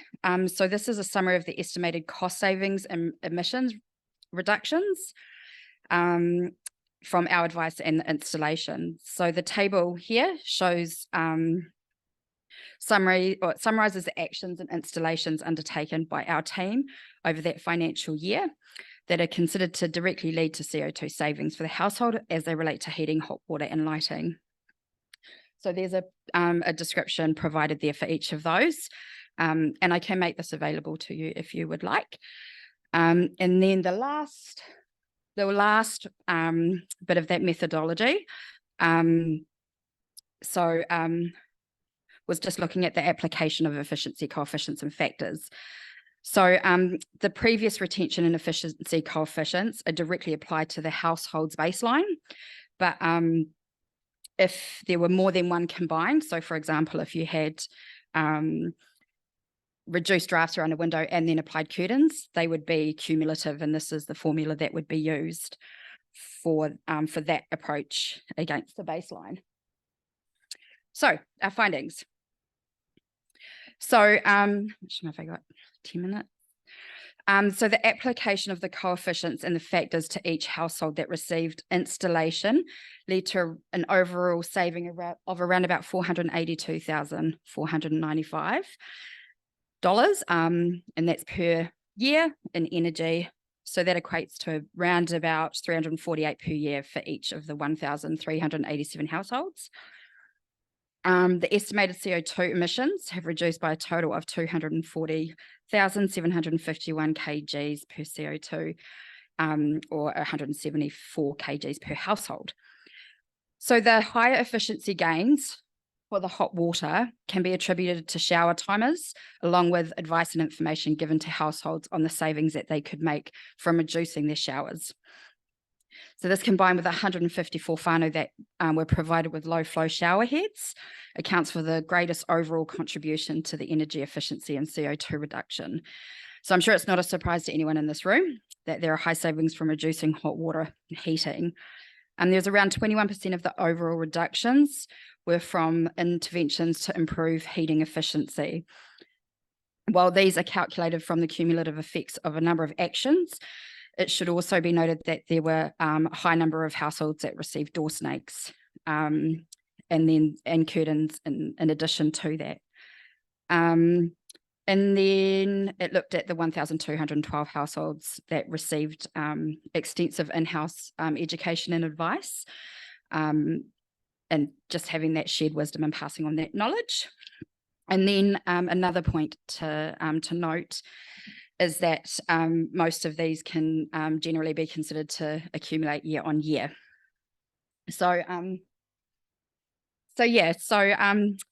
full disclosure, I'm not an expert on this topic or even this piece of research. From an organisation perspective, we want to provide a service that is moving whānau towards energy wellbeing. And so we want to conduct research to understand our wider impact in these areas. So the CO2 reductions too, they're just a wonderful byproduct for us, for the services that we provide. Our focus is on that energy wellbeing, but we are very passionate about the planet as well and the environment, so it is very important to us. I do also know that there is a lot of people in this room who are experts, and if anyone's doing anything else in this area, I'd love to talk to you and work with you guys as well. This is the first piece of research that we have actually done in relation to energy wellbeing and savings and CO2 savings. And then our next steps. As I said, it's very important to us that we keep moving towards the good stuff that benefits whānau. So what we want to do is look at this piece of research and compare it with our qualitative evaluations that we've been doing internally, and just see where it might tell to some of the gaps in our services. And we want to look to introduce more energy saving interventions into our program. So that's me. If anyone That's just a quote from a whānau who was part of our services. Yeah, beautiful little family. And Great. There is my email. So if anyone would like to get in touch with me, please do. Thank you, Courtney. Thank you very much. Yeah. We've got time for just one quick question. If you can, anybody got a question out there? You got one. Thanks, Courtney. Really interesting to see a CO2 lens put over an energy wellbeing program. And as current manager of Heat2, thank you for plugging that project for me. If I've understood correctly, this is kind of a modeling estimation exercise. Yes. How have you allowed for what I'd call take back or comfort taking in the measures you're delivering, i.e. if a house was previously under heating or not heating at all, you give them measures, you insulate their home, that can actually inspire an increase in energy use in a good way because they're now healthy and warm. So I just wondered how you allowed for that. Yeah, that's a really great question. So basically, we actually haven't even included any of the heating mechanisms into this particular piece of research. And for that point, because obviously we knew that it would play with our that data that came out. So I think that's a separate piece of research that I should probably put into our next steps, because that's something that we definitely want to look at. And as I said, our focus is never on reducing energy use. It's about putting people into energy wellbeing, and that is about heating their home too. So yeah, great question, but yeah, it's not in there. Indeed. Thank you, Courtney. You're very welcome. So we're now moving straight into a panel session to be chaired by Janet. Kia ora anō, Janet Stevenson back again. It's my great pleasure to invite our three panelists up. We now have a panel session of a discussion of the reflections really on what we've heard so far today in relation to the energy wellbeing, energy hardship presentations that we've heard this morning. And so we'll be going through till afternoon tea at 3:30. So it's my pleasure to invite Amanda and Gareth and Tom to the stage. Is there more than one of these? This, right.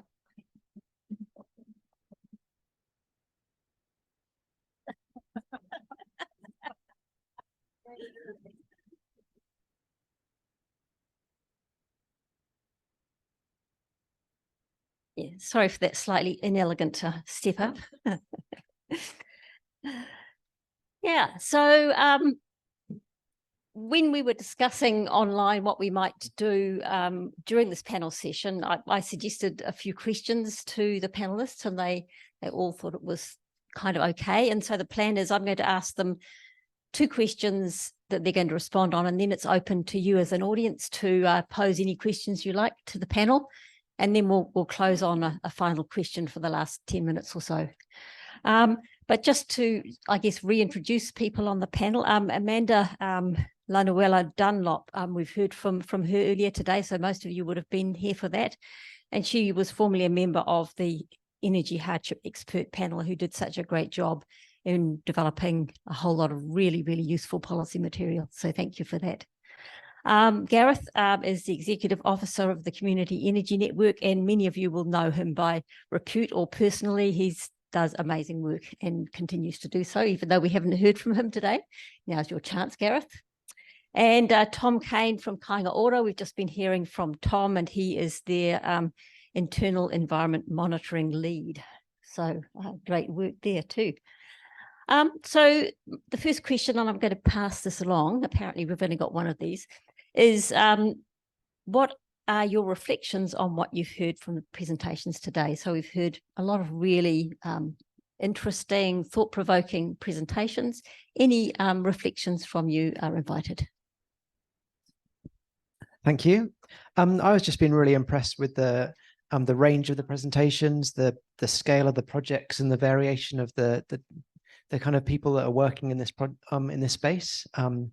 And one of the things that's really come out to me is there's so much work here now that that maybe we're kind of getting close to the next steps where we need to start bringing these things together more strongly in support of the things like the energy hardship panel, where we can say, yeah, we've got this report, but also there's all this stuff that's going on in so many different fields and so many different people all across different layers of people from academia and people working in government and then more grassroots organizations. It's just, it just needs to be highlighted and disseminated so much more strongly because the work is really strong. So I think that's something that I'm quite excited about, next steps and seeing how this changes. I was here last year and it's really nice to see this is maybe 2 or 3 times more people, and that's just really exciting to see.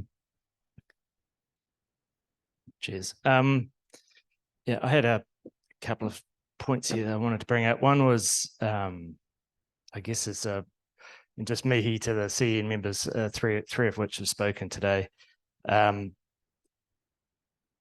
me, what I was hearing is a lot about, and no disrespect to the policy and academics in the room, but sort of how the policy and how the research is translated into grassroots, into how we actually action a lot of that stuff on the ground.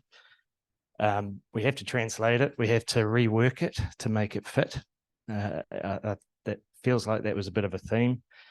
And we have to get extremely creative with how we get our data. I think grassroots organizations understand that data is super important, but we very rarely get funded to generate it. So we have to either self-fund through profits if we find any, or we work with other people, some of whom in the room, to get that done sort of on the margins. And I don't think that's quite good enough. Yeah, I think the other point I'd make is, and maybe it's going to come up later, is that's where a lot of the value of the consortium, the Wellbeing Evaluation Consortium, is at, because it's bringing us all together to have conversations like we're having today. So yeah, and I would just encourage, if there are policy people, whether council or government or philanthropic, whether they can hear these stories about like needing to have 3 different programs from within the government massaged by one of our members, and just about every member does that to try and make a program work.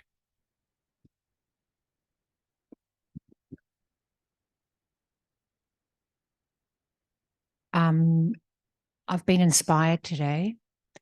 Everything I've heard just really encouraged me personally that we need to do more. This is just the beginning. If we thought before in writing a report, that was it, it was really just the beginning, I believe. And I take up your point, Gareth. I think there's the beauty of here is that we have bringing policy, researchers, community providers all together. And it's going to take all of us to alleviate energy hardship. And so I think, if anything, what we found through our process and creating the report is that we could start bringing everyone together. And we really felt that our report is everyone's report. So I'm just really thrilled to be here, to be part of these conversations. Everyone's doing amazing work and we're really aware of that. And if anything, we just wanted to raise that up and provide a platform that people can see themselves and take something and wave it and leverage off it. So I just really feel really privileged to be here today to listen to the stories and that everyone's sharing. Yeah, it just left me more encouraged and motivated.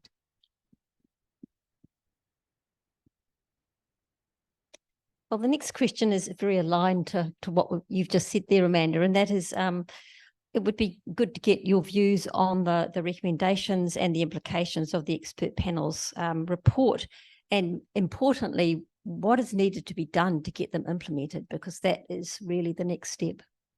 Over to you, Tom.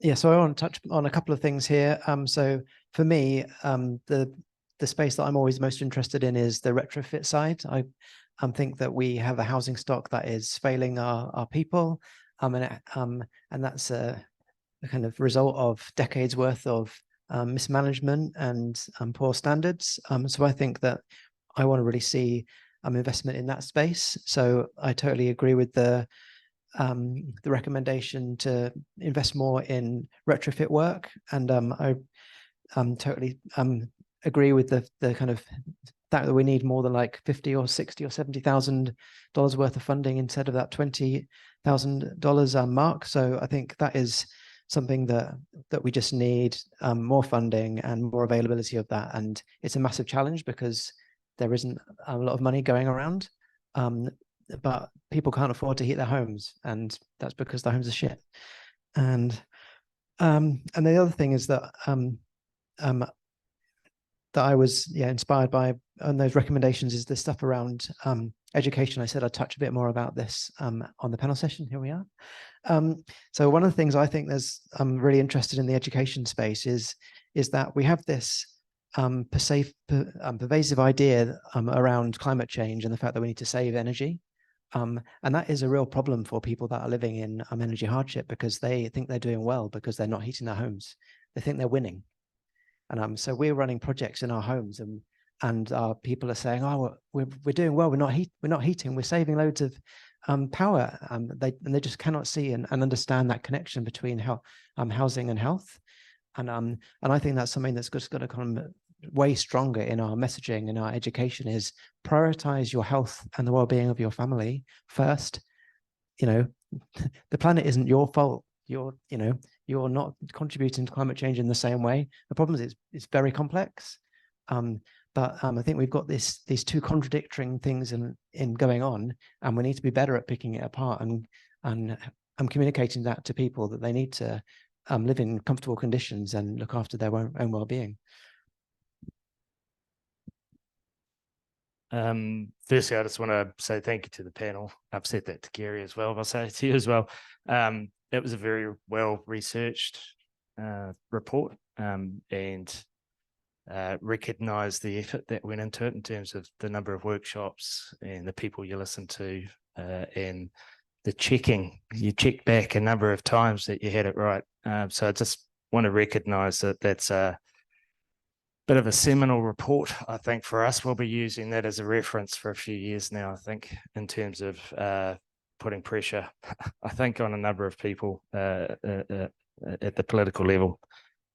In terms of what's in there, there's a whole raft of things in there that, I think we agree with pretty much all of it in terms of what needs to be done. I guess there's a priority setting here in terms of what should come in first.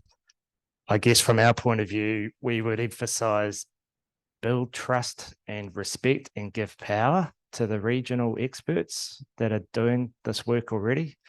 A lot of them, like Ōkaha, and there's plenty of examples like that, have amazing networks already with organisations that are research organisations, but funding ones as well, and retrofitting, education, all sorts of opportunities in there.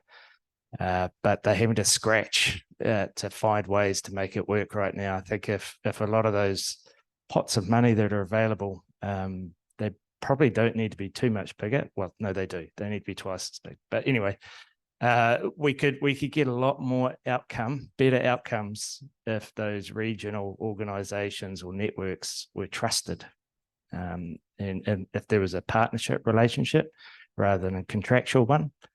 And that allowed us to develop these programs more iteratively, learn from them, and adapt as we go through. I think that's the only way we're going to achieve a genuine, equitable, fair, just, whatever word you want to put in front of that transition over the next 30 years. And there's other organisations out there that are just starting to wake up into this space as well, like for community energy. So there's networks and a whole raft of things we've started hearing about. They're willing to partner with us as well. So we need to be able to find their space. Just a bit of an example, and this is a little bit random. We had a bit of a CEN hui earlier this week here, and I wasn't expecting this, but one of my members just rocked up and asked for a bit of advice or help. They've just set up a new CRM system for their business about 2 or 3 years. The system got put in 2 or 3 years ago. They got 4,000 homes in there, and they've got at least that again to put in. They don't have anyone to add it in. But for example, within 30 seconds, she was able to show me that there's 90 homes on that system that are current, they're live, that critically need new roofs. This is just in the Bay of Plenty, and it's just on their data set. So that's probably 20% of the issue. They've also got a data set in there that's got 70 homes. That's they're finding they've got the energy use since June 2021. And they've got all the interventions and temperature and humidity measures for that data set. So just sort of encouraging everybody to think about opportunities like that. We've got members like that across the motu, and they're all doing their best. And this is a fairly extraordinary one to pull that information together in an environment that's not giving them much fertilizer. So I think there's huge opportunities there. And just on that roof one, I had another member who admitted that he's just signed off funding for tarpaulins to be bought so that they can cover the roofs in their region. It's a bit of that's an indictment on the funding we've got. It's a bit hard to have a view on your own report, isn't it?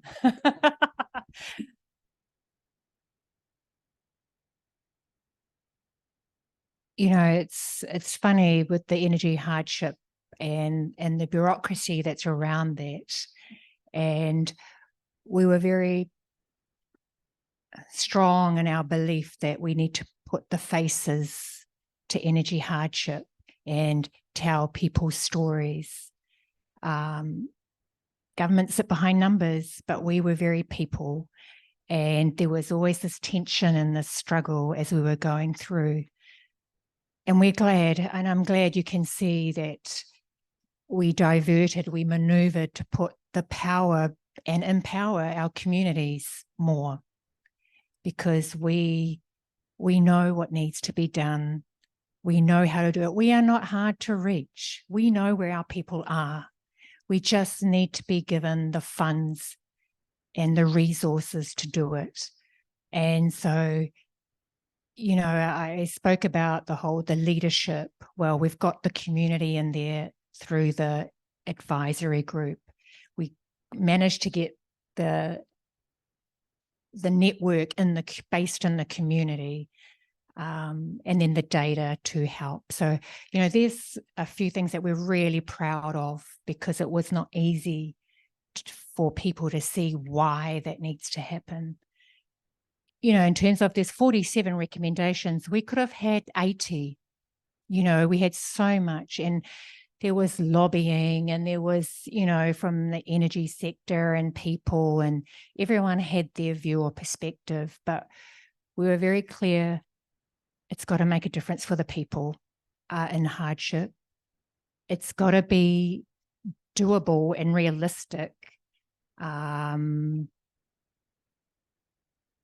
That, you know, we've seen so many reports sit on a table and nothing being done, because the ministers have sat there and thought, oh, they're dreaming. You know, so we had to be pragmatic in what we put on the table, but we also didn't want to lose the opportunity. So we were forever balancing and checking with people, and right up to the 11th hour, we're like, have we got it right? Some went off and some went on. But when I hear people, they think we got it right, they think we got it, it's a sensible, well, I just feel so proud, because it was not an easy task. So thank you. But I mean, everyone here gave, you know, contributed. There's some more things we could have done, yes. You know, will they all get done? Probably not. But even packaging them, we packaged them, so even if they only took 2 things from each area, they will make, you know, they will help bring about change. If they do all 47, wonderful. But for us, they are all the priorities, and that any of them could be lifted out and do something. So yeah, I'm I'm so proud of our team and of our wider team who took our calls and gave us advice, not that we listened all the time. And I'm just really happy that it's been perceived as a positive and a good start, but again, just the start.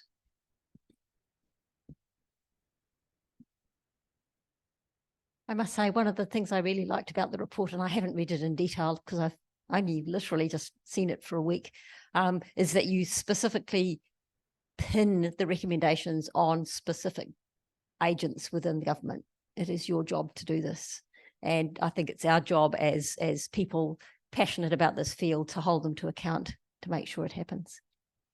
Anyway, can we now throw this open for questions from the floor? Anybody who's got something they would like to get some views on from the panel?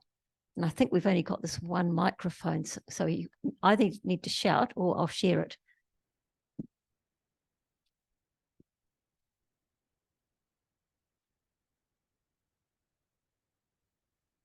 Thank you.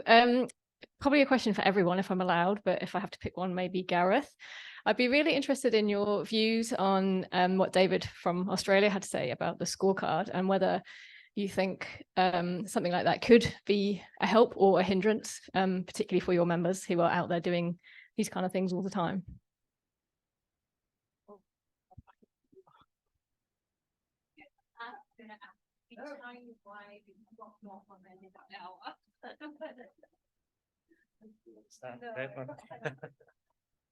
I'm always quite scorecards and things like that are quite compelling because they're really sort of easy way to communicate what's going on.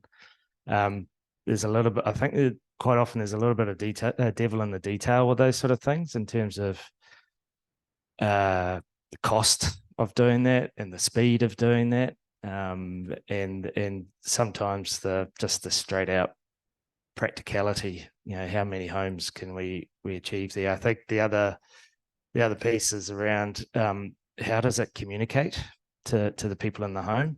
I think quite often things like that they look good for sort of middle New Zealand. Those in energy hardship perhaps aren't resonating with a scorecard like that, and a lot of those homes would maybe less than 1 star, and so that's a fairly disempowering view to take, especially if it's they may not be renting, but they're not home owning either. You know, there's some complicated arrangements out there, so there's a little bit of like I really like that scorecard, and I think it's definitely something like that's got a place here. And man, we've tried to set up things like that quite a few times in the past, and it hasn't quite worked. They've done a lot of effort in there, and it's probably got some legs for here. But I wouldn't want that to be the one-stop shop for us. It was on our suite, and it got taken off. We could see the positives of it for exactly what Gareth has said, but we could also see the negatives. Tenants, as you saw, renters are worse off. And the resounding feedback we had from them is, number one, their landlord won't do it because he knows their house is in a poor state. So he won't want that information. But if the landlord does want to do the scorecard and does it, they feared that they would their rent would be put up if it was a high rating, or they would be evicted. So there was a real fear for them, and because they tenancy tribunal that they had and tenancy services, they had no confidence that they would be supported. So we had to weigh up the pros with having it, but also what it meant for people who are actually in energy hardship. And so that is why we thought, well, actually we can't put it on the suite this time, because we believed the pros would outweigh the cons. My personal view on this is that I'm very pro scorecards. So I'm in the UK, we have a system where every house has to have an equivalent of a scorecard if it needs to be rented or sold, and which means that almost all homes in the UK have a baseline energy efficiency rating. So when you are buying a house, you know what you're buying.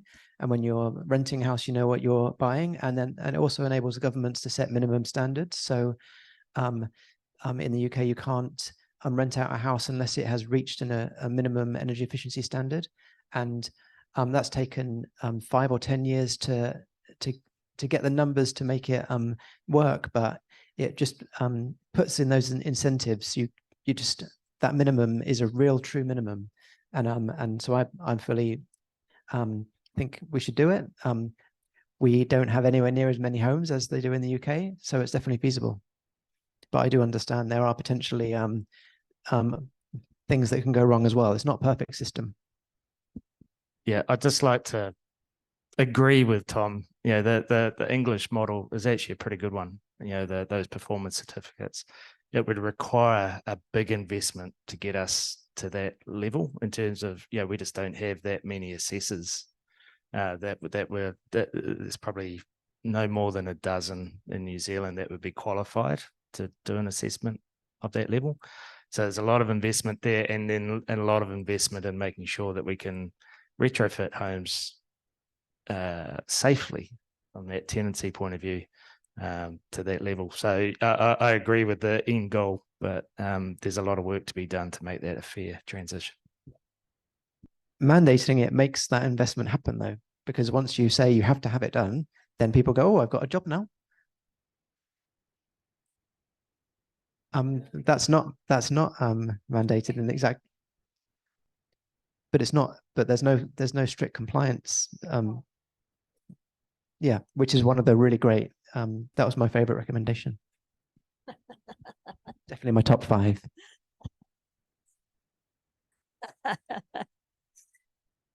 What questions? Over here.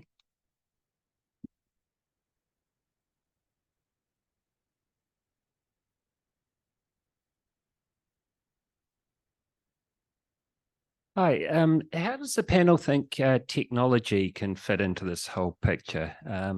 Things like the best intervention I've had was a smart control of my heat pump. So it turns on half an hour before we get up and so on. And probably that's solved, saved 2/3 of my heating cost. And then there's other things, obviously, solar panel rest, which while expensive, they do represent true savings. And it's the people that need the most are the ones we're talking about.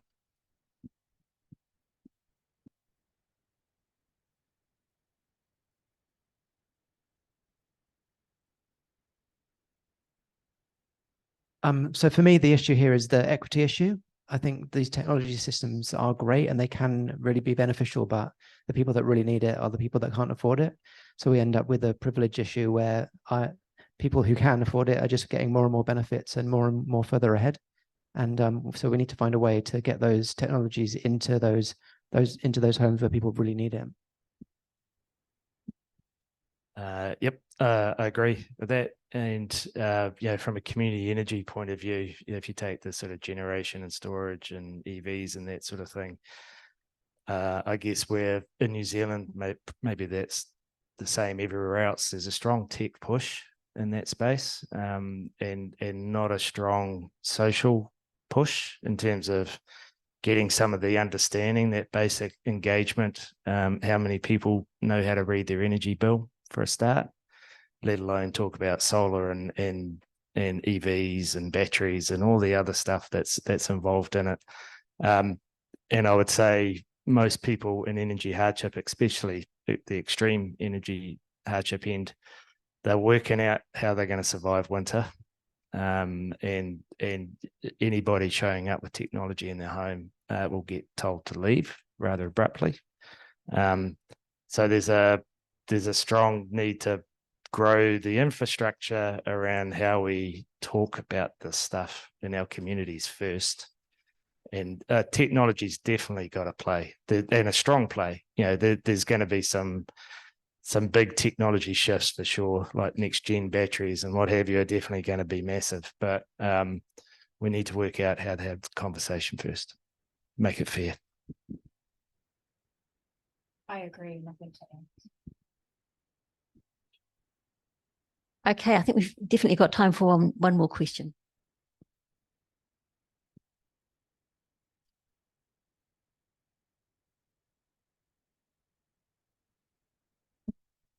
I sort of heard a comment about funding being needed and a step up from the policymakers, which both seem to lead north to Wellington. Is there a way that the way government works that could be changed that would drive action? I guess I have in mind citizens' assemblies, because Watercare did one where it's like the jury service where 100 members of the public are pulled in, expert panels, and then the actions get implemented. So I wondered if you had any comments on citizens' assemblies or central government doing things differently.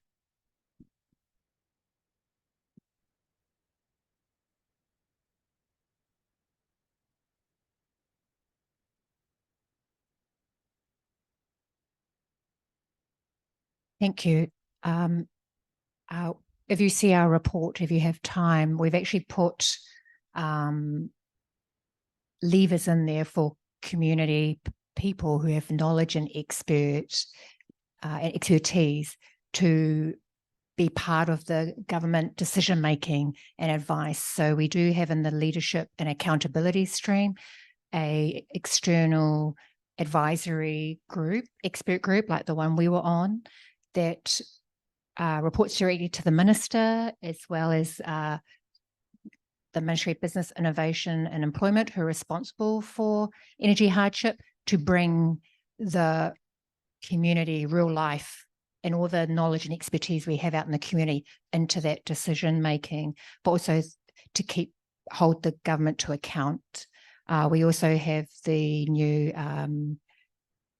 Energy Wellbeing Network, who, while they will be mandated to lead a lot of the community-based, or continue to lead and drive the community-based, they will also be working directly with the Ministry of Business, Innovation and Employment, again, in terms of deciding where the funding for new innovative community-based interventions will happen. So for us, they are two firm pathways that we've put in there to get that community input and the expertise into, because it was very clear for us when we were working through this process that, the policy, they really don't know what's happening in the community. And so that was one way for us to bring in that knowledge and bring them together. Yeah, I think a lot of that's happening already. It just hasn't been valued or recognised yet.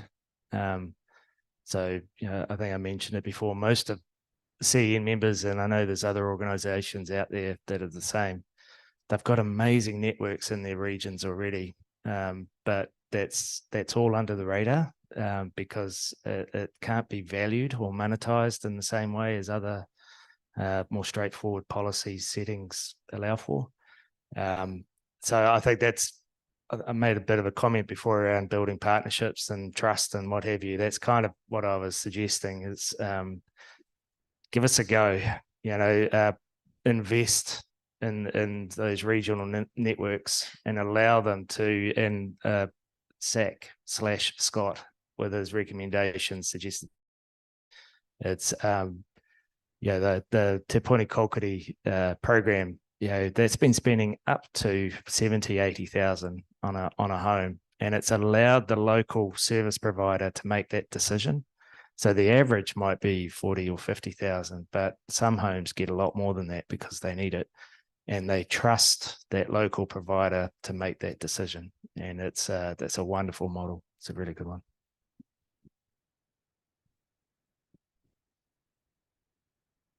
Great. I think we have time for one more quick question before our final question, if there's any out there.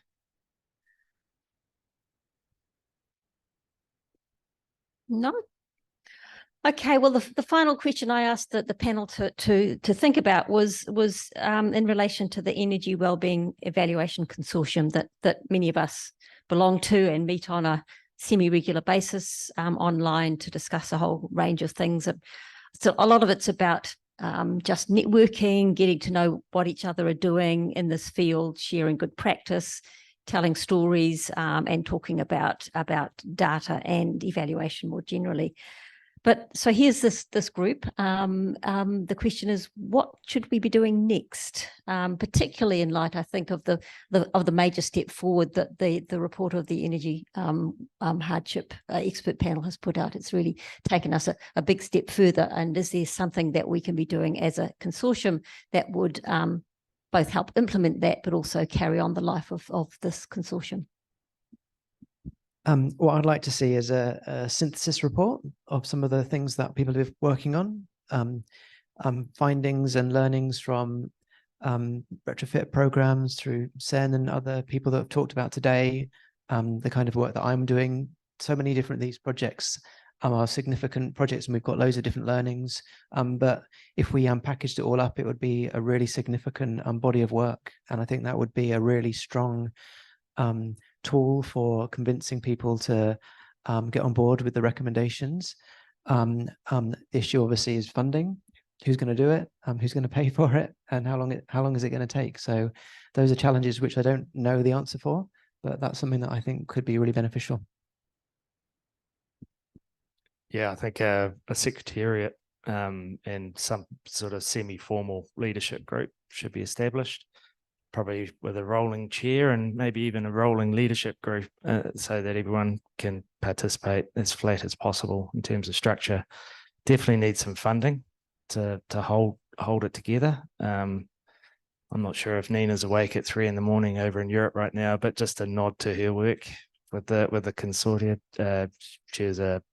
She pretty much led this for its first 2-3 years of its life, and has sort of stewarded it through to where it is now. So we've lost Nina, so now we need something to replace Nina, and I think we need to probably not assume that there's going to be another Nina around to hold it the way that she has.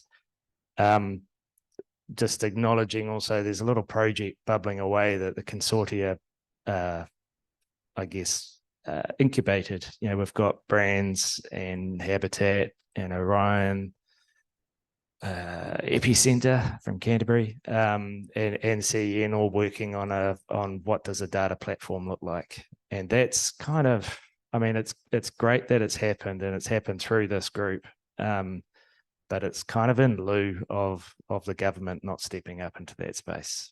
So there's a role there for the consortia to put a bit of heat back on the government to step up on some of this core, what I would consider core infrastructure for the sector.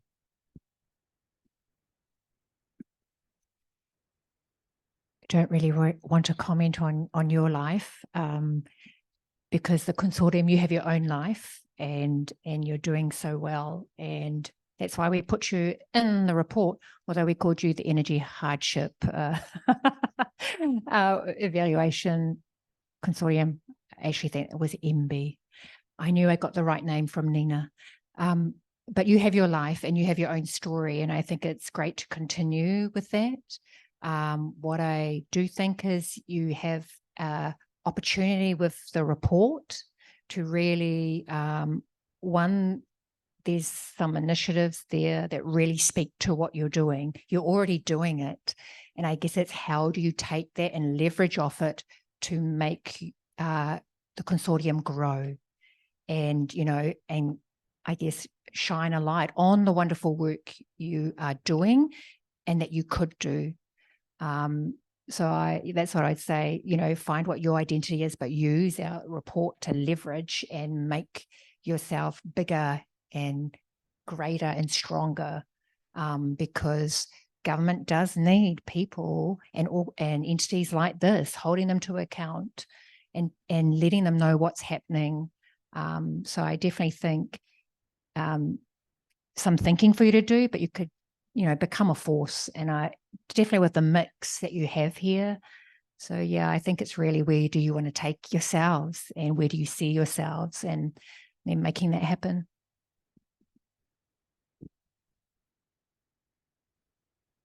Well, kia ora, everybody, and thank you to the panel.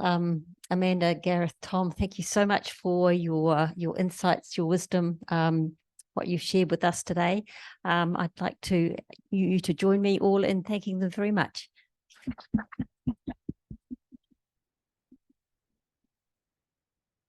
And I think it is now time for afternoon tea, and we rejoin at 3:45, I believe. Thank you again.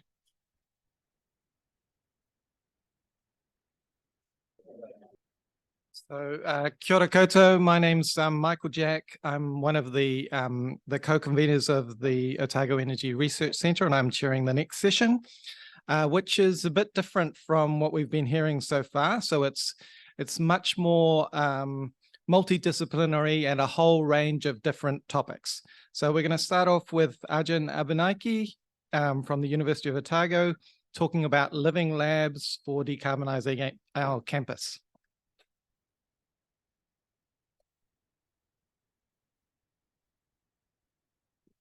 Great, thanks very much, everyone. As Michael said, my name is Arjan Abeynaike. I'm a lecturer here in the energy program. So I teach in the energy program that we have at Department of Physics. And so one of the things I've got involved in is Living Labs.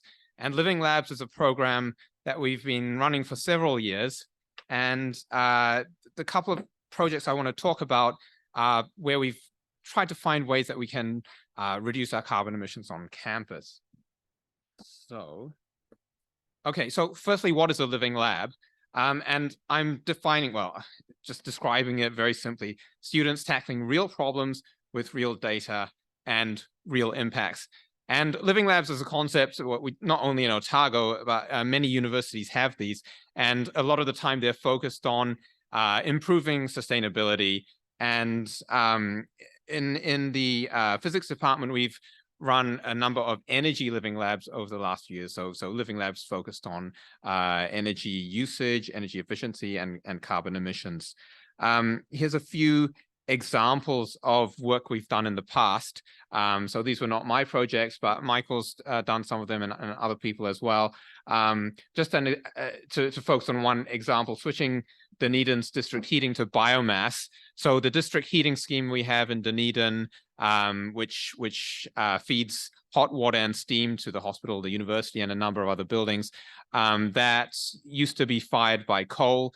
And we had a student in the past who made the case for shifting to biomass and highlighted all the benefits that would bring. And that really happened. And now the heating scheme is fired with biomass. So I guess that's just a good example of where we can have some really positive impacts in the community through these living labs. And so today I'll talk about living labs that focused on LPG boiler replacement. So that was a boiler we had on campus, and also looking at the Otago Uniflats. Both of these are looking at campus development, I guess. And we have this building, the Eccles building, which is a research building. So it's just labs. I'm just focusing here on the kind of brownish colored building over here. And that's a fairly new building. And that has an LPG fired boiler, which you can just see in the corner here, and the next slide shows the boiler. So this is a laboratory building.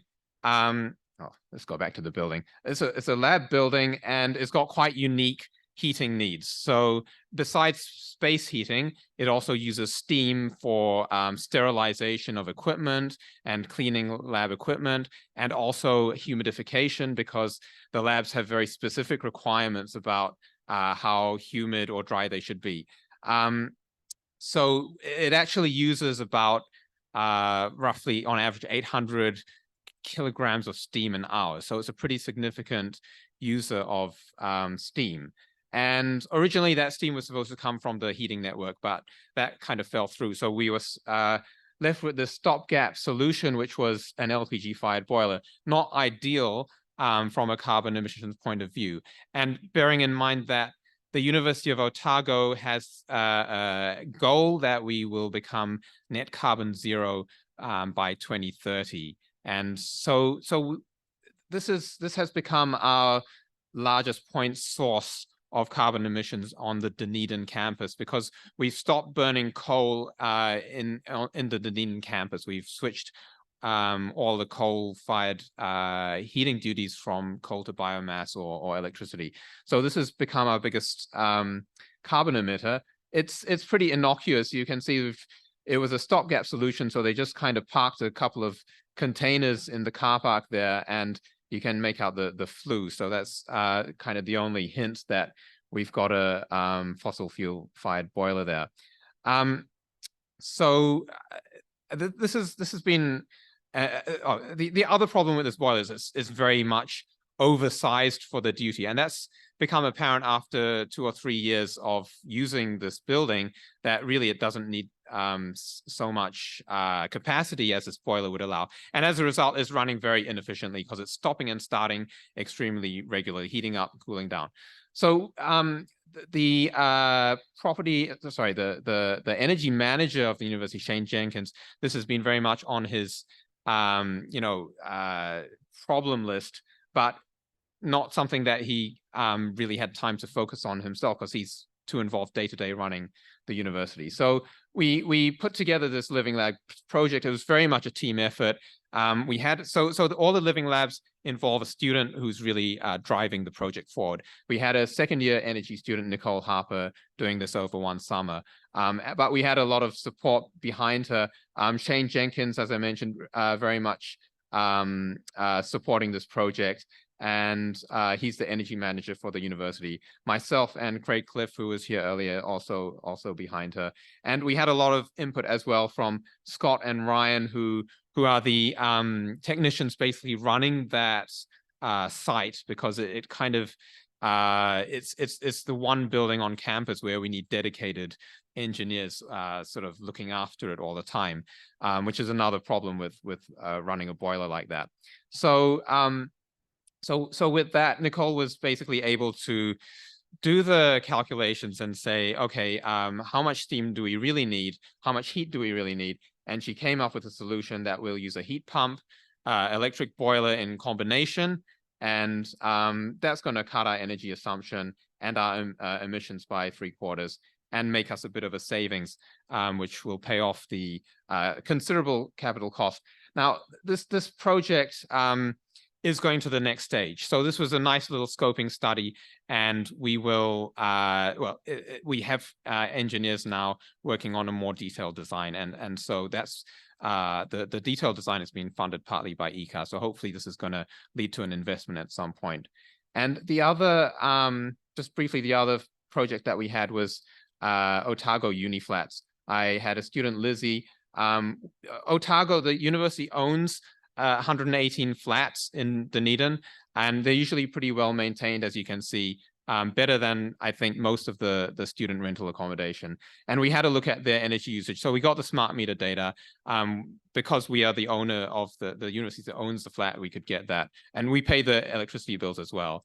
And you can see the patterns, the usage patterns, typical sort of double peak during the day that you'll know if you look at electricity usage in general, but the students kind of peak starts a little bit later, maybe about 9 in the morning, peaking around 11 or 12. So yeah, I won't comment about why that is, but the key thing is there's an opportunity here to use solar energy. And if we were to, if we were to have solar panels on those flats, and Lizzie did the calcs, downloaded data from SolarView, NIWA's online tool, and she did the calcs to work out how much solar power could you get. And because the students are using power in the daytime, unlike the rest of us, they can utilize a lot of the solar power that you could produce if you had panels on that. So there's a real benefit. Maybe she calculated 50% of the solar power that you could generate would be used on site without needing batteries. And that could contribute to maybe around about 8% of the total energy demand that students are placing on these flats, based on the data that she had. So that was quite a useful exercise for us to. I think there's a lot more that we can probe into this data and try to get more. What if we turned off all the power to the houses when the students are not occupying them? Because we can see from the data that there's actually a lot of power being used. What other energy efficiency measures can we do, and how much can we save? So that's something that hopefully we can look more into in the future.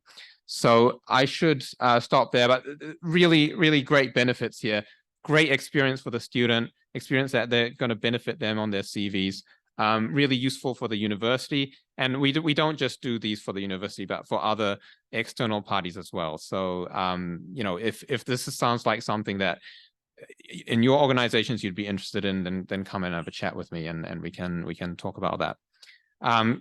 That's all I'll say. So thanks very much, and happy to take your questions.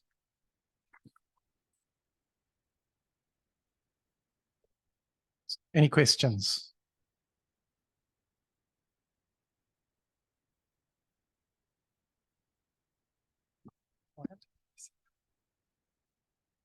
Thank you for the presentation.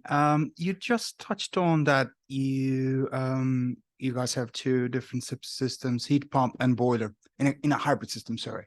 The first question would be, are they linked together? So are they feeding the same hot water system? If so, what's the operation temperature of that? How they can, you know, matching the same operation temperature? And also, have you guys considered thermal storage or investigation of the buildings of the hot spots versus cold spots by using the hybrid system? So how the system mitigates that kind of complex situations, if they do? Okay, so right now we've just got the one boiler providing all the heating duty. The proposal that Nicole came up with in the end was that we should use heat pumps for the low temperature duty, which is space heating basically. And so that's providing hot water, medium temperature hot water to all the radiators. I guess that's probably, you're talking about 50 or 60 degrees, certainly not much more than that.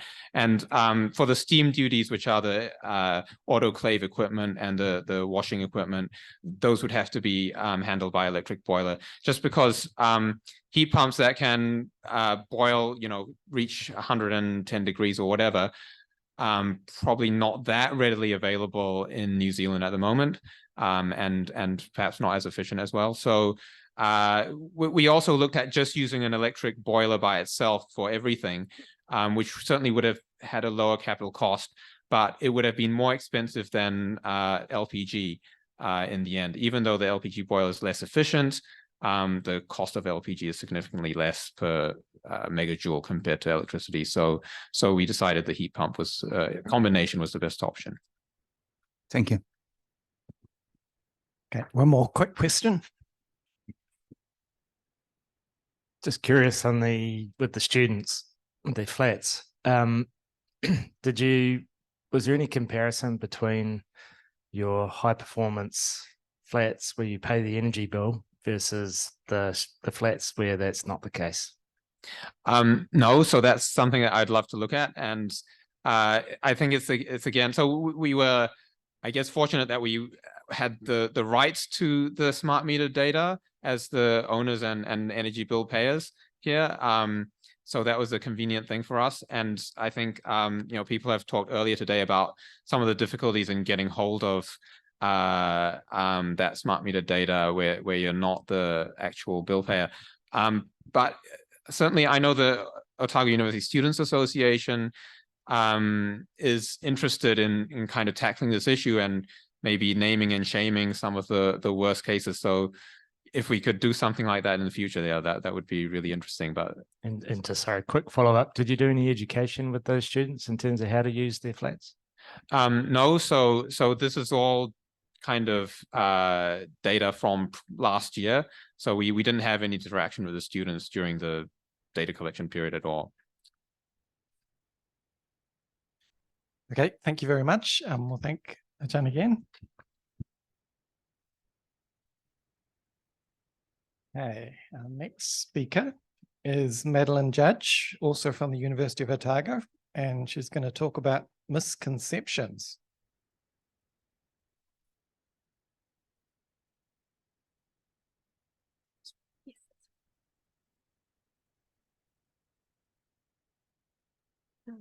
Take it away. Kia ora koutou, ko Mary tōku ingoa. I am a research fellow in the Otago Business School, but today I'd like to talk to you a little bit about some research I was doing in the Netherlands recently on how misperceptions are potentially inhibiting effective action in energy transitions. So just to introduce where this research was conducted, until recently I was working with the environmental psychology group at the University of Groningen in the Netherlands, and we conduct research on all sorts of topics related to environmental issues and the human psychology and behavioural elements of those.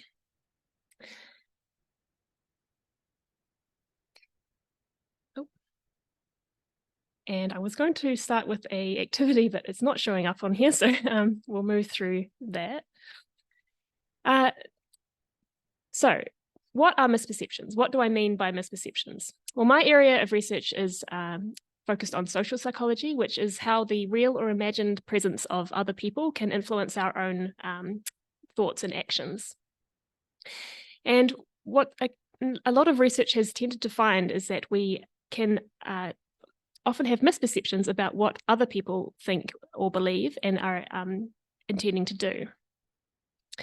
And this is quite relevant to issues like trying to address climate change, because research shows that we can often underestimate how much other people are worried about climate change, how much other people support climate change policies.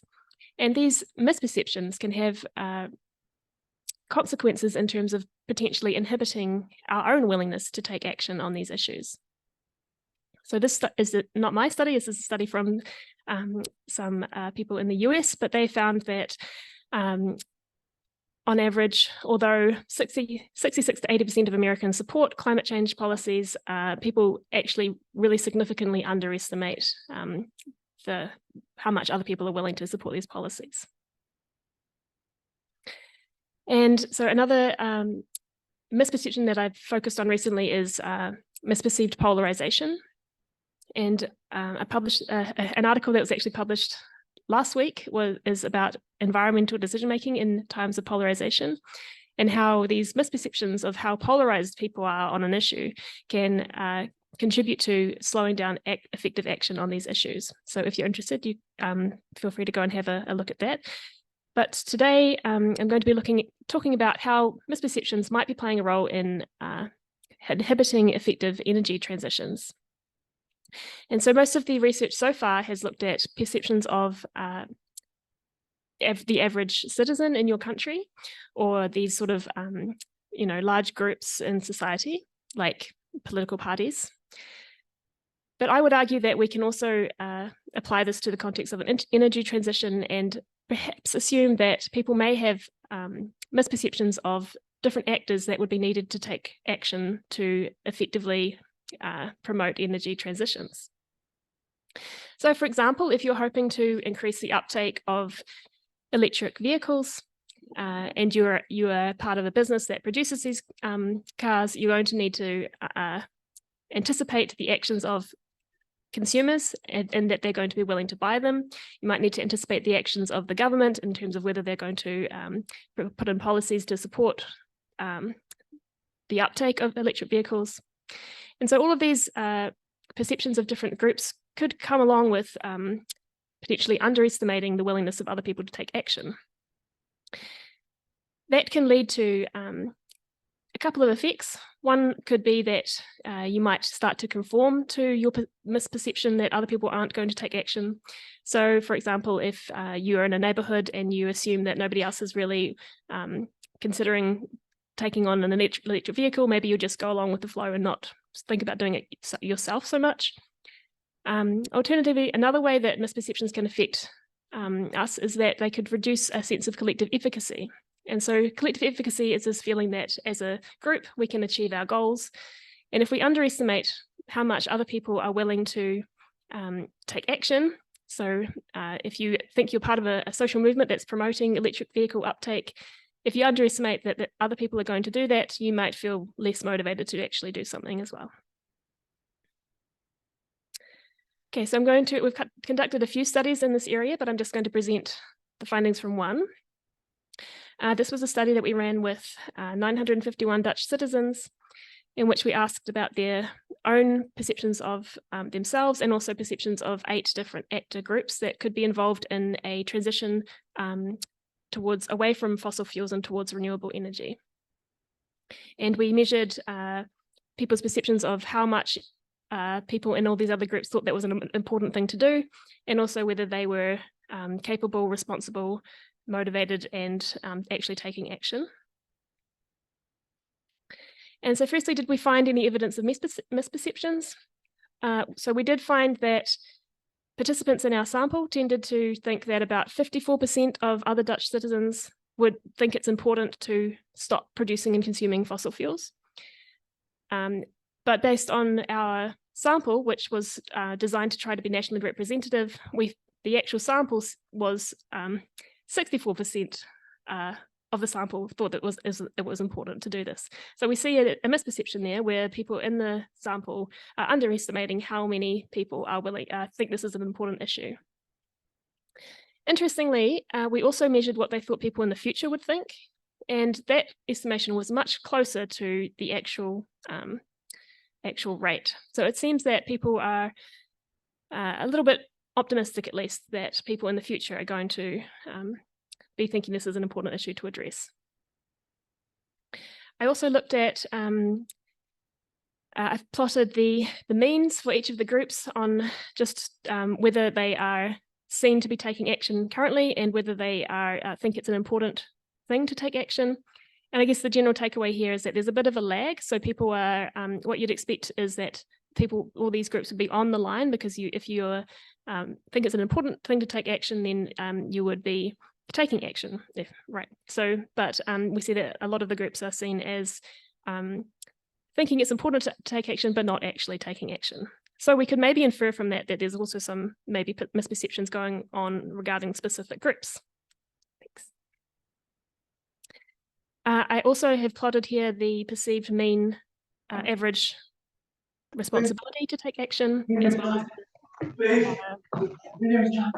capability of taking action.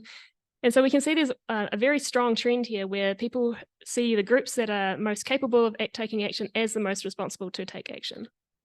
And so at the very top, we've got politicians, renewable energy companies, fossil fuel companies, and environmentalists, and then way down the bottom is you personally. So there's this link between, obviously the bigger agents are seen as more capable and therefore more responsible to take action. Okay, so what can we do to address misperceptions?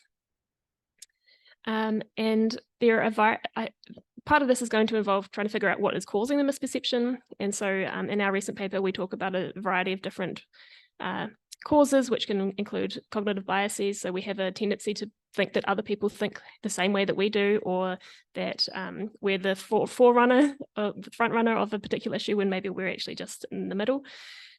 Also having stereotypes of other groups. So in the US, this is a particular issue that a lot of people have stereotypes of Democrats and Republicans that make them underestimate or overestimate their willingness to take action. Also, there's contextual effects that can cause misperceptions. The influence of media and also online environments, algorithms, those kinds of things can lead you to having a biased view of what's going on. And also sometimes elites and political leaders can use this as a tool to try and recruit supporters by emphasizing their opinion on a particular issue. And what can we do about misperceptions? Well, a simple way that, for example, the Yale program on climate change communication uses is to just correct misperceptions. So they present a lot of information based on their surveys saying, oh, actually, 98% of countries that they surveyed people were very, very worried about climate change. And so that is one strategy. You can also try and include people in more public participation opportunities, so they get a chance to mix with each other and challenge those stereotypes they might have of different organizations or groups. And we also might need to work on how to improve dialogue in online environments. And so just to wrap up with, I have been developing a few tools that might help with this issue. So one is a card game that we've developed for use in contexts like public participation forums or stakeholder interactions. And the aim of this tool is to get people to take on a different perspective, to consider other people's values and emotional reactions in kind of a fun and safe way, so that we can start to challenge maybe some stereotypes that people hold of people who come from a particular group or organization. Another thing that we've been developing, well, this is as part of my work here at the University of Otago. I'm working with the Science for Technological Innovation National Science Challenge. And so this tool is developing personas of different types of researchers to try and challenge the stereotype that researchers are, or scientists are, just these crazy professors locked in ivory towers working on their research. Actually, I've developed a survey that goes along with this, and if you're interested, there's some posters over on the board over there. So yeah, I'd be really, really grateful if you wanted to fill out the survey and give me your feedback on these researcher personas, because I'm in the process of developing this at the moment, and I really want to hear from researchers on what they think about them. Okay, I might need to wrap up there because I think I've gone over time, but yeah, thank you.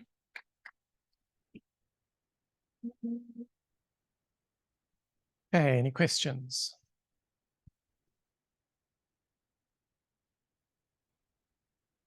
Hi, do you think that misperceptions lean towards the pessimistic, that people overestimate the negative rather than positive? Yeah, that's a good question. I think based on the literature that I've read so far, there is a common tendency to underestimate how much other people care about the environment, how much other people are willing to support climate change policies and those kinds of things. So yeah, I think often it does lean in that sort of pessimistic way, but then it could depend on the topic that you're looking at.